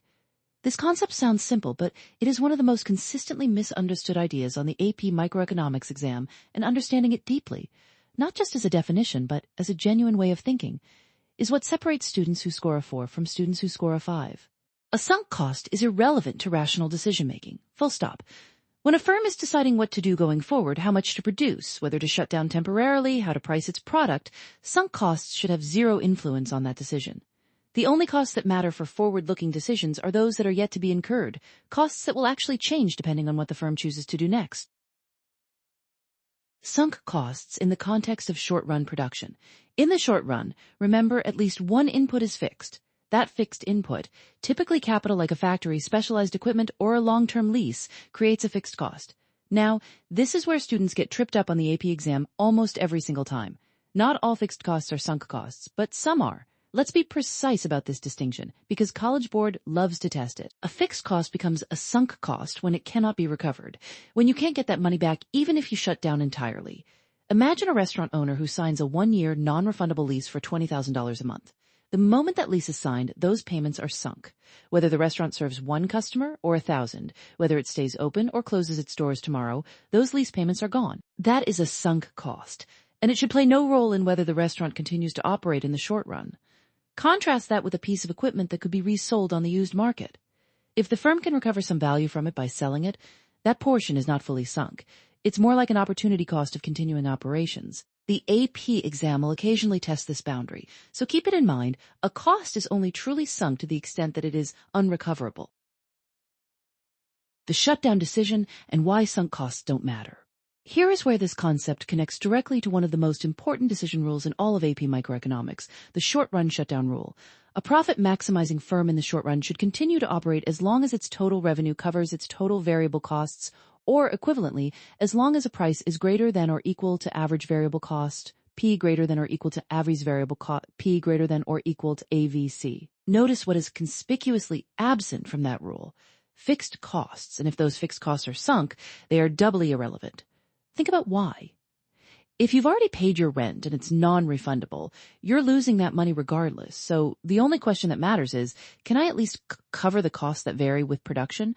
My labor, raw materials, utilities? If yes, then producing is better than not producing, because every dollar of revenue above variable cost is at least partially offsetting those unavoidable losses.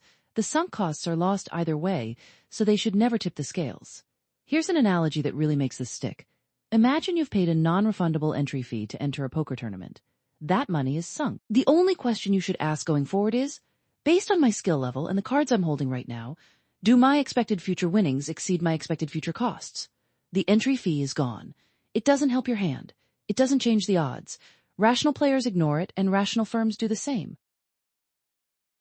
The most common exam traps. The AP exam is very fond of scenarios designed to make you incorporate sunk costs into a decision where they don't belong. Watch for questions that give you a firm situation and include information about past investments, previously paid lease costs, or research and development spending that's already been completed. The trap is always the same. Include that information in your calculation when it has no business being there. A classic MCQ setup might describe a firm that has already spent $50,000 on a machine that cannot be resold. The question then asks whether the firm should continue to produce at a given price and output level. Students who include the $50,000 in their reasoning will get the wrong answer every time. That $50,000 is gone.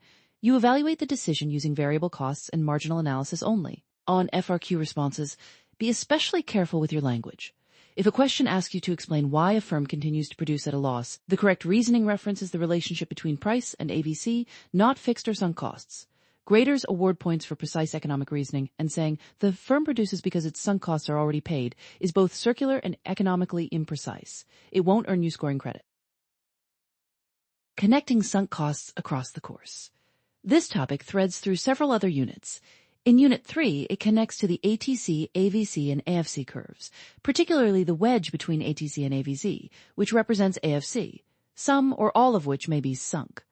In Unit 4, when you study monopoly and oligopoly, sunk costs reappear in the context of barriers to entry. High sunk costs can deter entry into a market because a potential competitor knows that if they enter and fail, they cannot recover their investment. That makes the risk much higher. In game theory and strategic behavior, sunk costs can even serve as a commitment device. A firm that has publicly made a large sunk investment signals credibly that it will stay and fight for market share because it has nothing to lose by retreating. The irrelevance of sunk costs is also a deeply important idea in behavioral economics, which may appear in AP exam framing around the sunk cost fallacy, the very human tendency to let past irrecoverable expenditures influence future decisions. Economists consider this irrational, and the AP exam expects you to recognize it as such. Keep this principle tattooed on your brain. Rational decision-making is always forward-looking, always marginal, and always indifferent to costs that can't be changed. With that foundation firmly in place, let's turn to how firms in perfectly competitive markets use all of these cost concepts together to determine their optimal level of output, and what happens to the market when many such firms are all making the same rational calculations at once. 3.26 relationship between short-run and long-run average total cost curves. Envelope relationship. The big picture, 2 time horizons, 1 powerful relationship. All right, let's talk about one of the most visually elegant ideas in all of microeconomics, the envelope relationship between short-run and long-run average total cost curves. If you've ever watched a time-lapse of a flower blooming, you've actually seen something structurally similar to what we're about to describe. Each frame of that video captures one frozen moment, but the full arc of the bloom tells a richer story. That's exactly the relationship we're exploring here. Each short-run average total cost curve captures one frozen plant size, but the long-run average total cost curve tells the complete story of what's possible when a firm has total flexibility. Here's the foundation. In the short run, at least one input is fixed, almost always capital, meaning the firm's factory size, equipment, or physical plant. The firm is stuck with what it has. In the long run, all inputs are variable. The firm can build a bigger factory, buy more machines, or downsize entirely. This distinction isn't just definitional trivia. It's the engine that drives everything about this topic. Drawing the graph, what you must be able to do. Let's build this graph from scratch because the AP exam absolutely will ask you to draw, interpret, or label it. Start by drawing a standard U-shaped average total cost curve. That's your first short-run ATC. Call it SRATC1. This represents a firm operating with one particular plant size, say a small bakery with 2 ovens. Now draw a second U-shaped curve to the right of it, a bit lower at its minimum, that's SRATC2, representing a medium-sized bakery with 4 ovens. Draw a third, SRATC3, representing a large bakery with 8 ovens. Each subsequent curve is drawn for a different fixed level of capital. Now here's the magic. Draw a smooth curve that just barely touches or is tangent to each of those short-run curves. This smooth outer curve is the long-run average total cost curve, or LRATC. It doesn't cross through the short-run curves, it kisses them. It wraps around them like an envelope wrapping around letters inside, which is precisely why this is called the envelope relationship. The LRATC represents the lowest possible average total cost of producing any given quantity when the firm is free to choose its optimal plant size for that quantity. The LRATC is itself typically U-shaped on AP exams, though you should know it is generally drawn as a flatter, wider U than any individual short-run curve. The downward sloping portion reflects economies of scale, the flat bottom reflects constant returns to scale, and the upward sloping portion reflects diseconomies of scale. Make sure your labels are clean. Output quantity Q on the horizontal axis, cost per unit on the vertical axis, and each curve clearly labeled SRATC1, SRATC2, SRATC3, and LRATC. The tangency rule, a critical detail for the exam. Here's a subtlety that trips up students on the multiple choice section every single year. The LRATC is tangent to each SRATC, but the point of tangency is almost never at the minimum point of the short-run curve, except for one very special case. The firm that operates at the minimum point of the LRATC is the only plant size where the tangency occurs exactly at the minimum of both curves simultaneously. For all other plant sizes along the LRATC, the tangency happens on the downward sloping portion of a SRATC, if the firm is smaller than optimal, or on the upward sloping portion of a SRATC if the firm is larger than optimal. Think of it this way. If you're a small bakery and the market is booming, you might be running your 2 ovens so hard that you're past their efficient capacity. You're on the rising part of your SRATC, but that point still sits on the LRATC because at that output level, that small bakery is the cheapest plant size to use. You can't avoid some inefficiency in the short run. The long run simply says, if you were free to rebuild from scratch, this is the best you could do. Economies of scale and the LRATC slope. The College Board wants you to connect the shape of the LRATC directly to returns to scale. When the LRATC is falling, the firm is experiencing economies of scale. Perhaps a car manufacturer spreading enormous fixed costs like robotic assembly lines across millions of vehicles. When it's flat, constant returns to scale apply, meaning doubling inputs, doubles output, and cost stays proportional. When it's rising, diseconomies of scale emerge. Think of a corporation so large that communication between departments becomes costly and management layers create inefficiency. The minimum point of the LRATC is called the minimum efficient scale, and it represents the lowest cost per unit achievable in the long run. That term minimum efficient scale appears on AP exams, and you should be ready to identify it on a graph. Common traps and misconceptions. The biggest trap students fall into is confusing the LRATC with just another short-run curve. Remember, the LRATC is not what happens when all your short-run costs go down. It's a planning curve. It shows what costs would be if the firm optimally chose its plant size for every possible output level. A firm never actually operates on the LRATC, it always operates on one of these SRATC curves. The LRATC is the frontier of what's achievable with perfect planning flexibility. Another common mistake is drawing the LRATC as if it passes through the minimum points of all the SRATC curves. It does not, except at the one minimum efficient scale plant. On an FRQ, if you draw the LRATC cutting through the interior of the SRATC curves, rather than sitting tangent to their outer edges, you will lose the scoring point for graph accuracy. The envelope must envelope, always on the outside, always tangent, never crossing. Connections across the course. This topic connects powerfully to Unit 4, where you study perfect competition in the long run. Long-run competitive equilibrium occurs where P equals the minimum of the LRATC. That is, firms operate at the minimum efficient scale. The envelope relationship is also foundational when you study monopoly and monopolistic competition in Units 4 and 5, where you'll analyze whether firms are producing at efficient scale. Understanding that short-run and long-run costs diverge because of fixed inputs also reinforces your earlier work on fixed versus variable costs and marginal costs from earlier in Unit 3.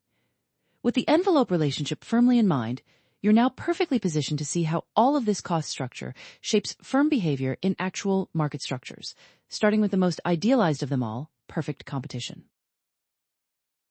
3.27 Minimum Efficient Scale.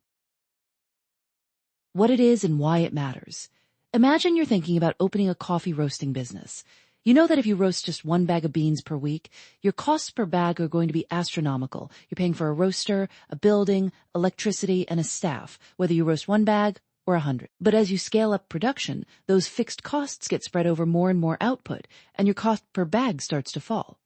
Eventually, though, something interesting happens. You hit a point where making your operation any bigger doesn't actually make your beans any cheaper to produce. That turning point, the exact production level where your long-run average total cost stops falling and levels out, is called the minimum efficient scale, and it's one of the most powerful ideas in all of microeconomics. Minimum efficient scale, or MES, is defined as the lowest quantity of output at which a firm's long-run average total cost is minimized. Read that definition slowly because every word matters on the AP exam. It's about the long run, meaning all inputs are variable. It's about average total cost, not marginal cost.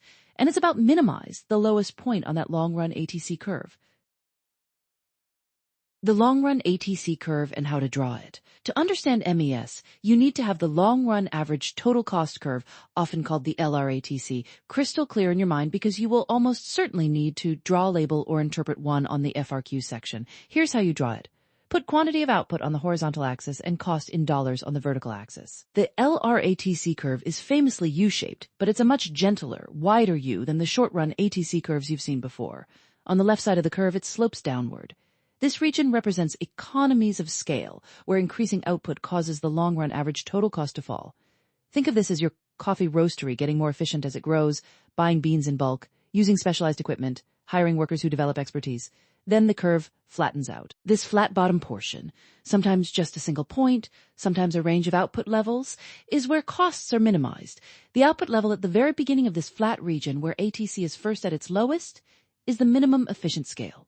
If you're ever asked to identify MES on a graph, your answer is the leftmost point where LRATC hits its minimum value. That's a critical precision detail for multiple choice. On the right side, the LRATC eventually slopes upward. This is DS economies of scale, where getting too big actually drives costs up. Coordination problems, management inefficiencies, communication breakdowns. A firm that's grown too large for its own good is suffering from diseconomies of scale. There's also a middle zone worth knowing. Constant returns to scale, which is that flat portion of the LRATC. In this region, doubling inputs leads to exactly doubling output, so average cost stays the same. Some industries have a very wide constant returns region, meaning there's a broad range of efficient firm sizes. Others have a very narrow one. Why MES predicts market structure. Here's where minimum efficient scale becomes genuinely fascinating, and where the AP exam loves to test deep understanding. The size of MES relative to market demand tells you what kind of market structure you should expect to see in an industry. This connection to Unit 4 and Unit 5 is huge.